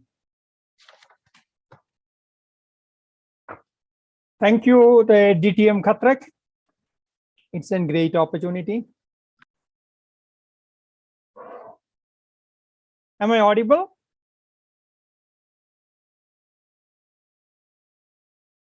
Yeah, you're audible and visible. Oh, thank you. Oh, great. Unborn tomorrows and dead yesterdays, why fret about them if today be happy? This is what I think always when we talk about hope. Happiness, opportunity, progress, and excellence.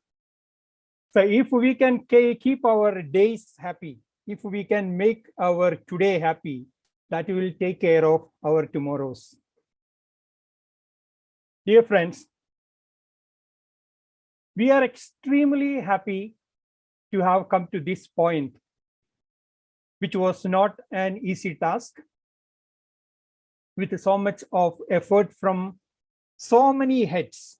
So many people had put in their heads together to bring in and show, which was extended for 6 days. Almost, I would say, a marathon event.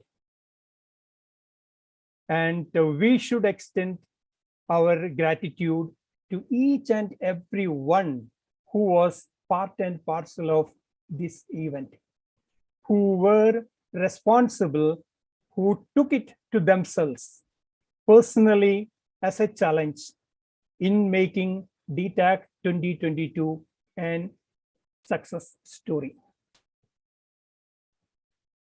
So we would be extremely thankful, and we are thankful to the district team, and especially the district director, DTM Gurvinderpan, our energetic PQD, Toastmaster Rania, and the entire district team, along with the DTM Alok, who was instrumental in organizing the event here in Abu Dhabi as the chair.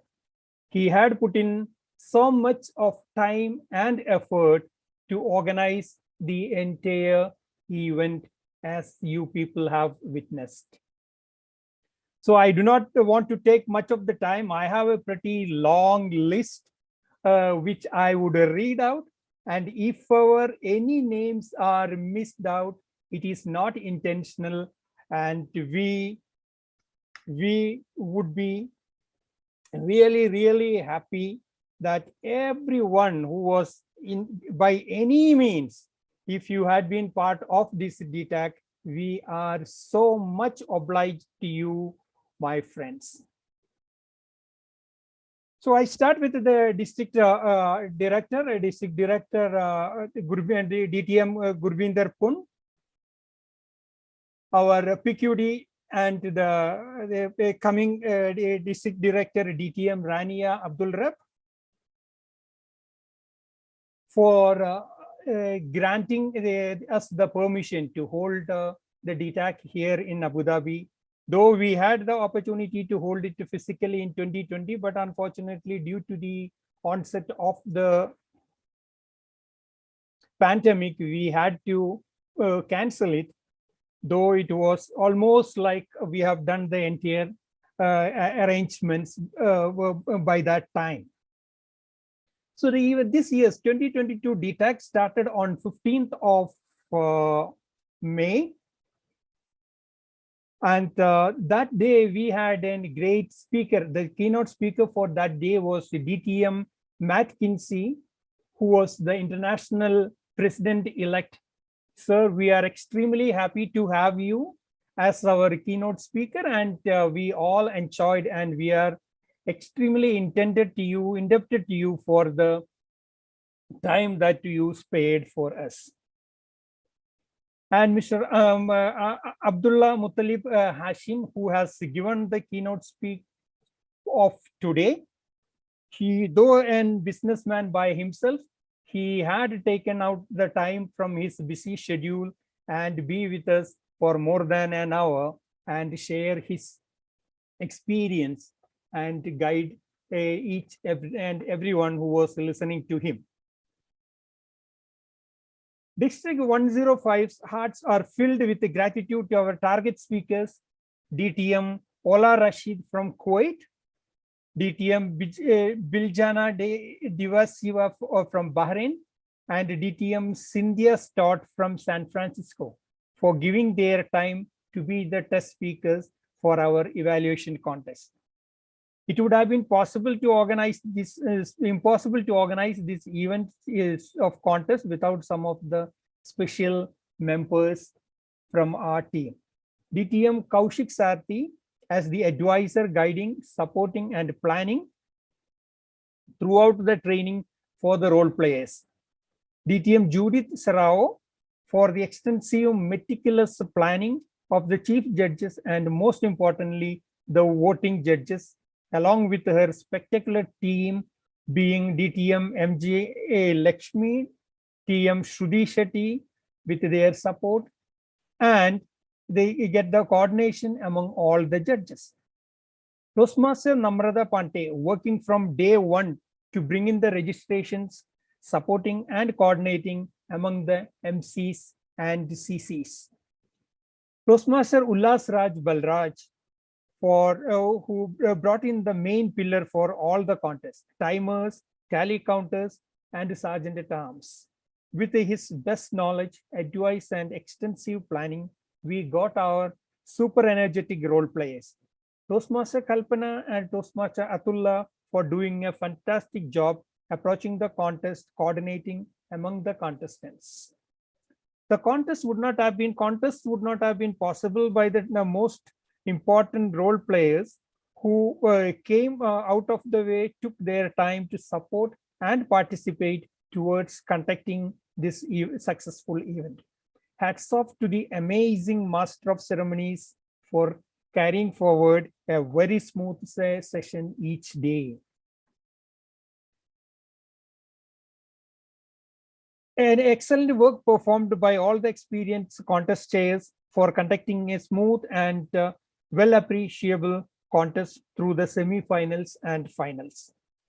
A ship cannot leave the dock without its sailor, and in our Toastmaster language, the sailors are our chief judge.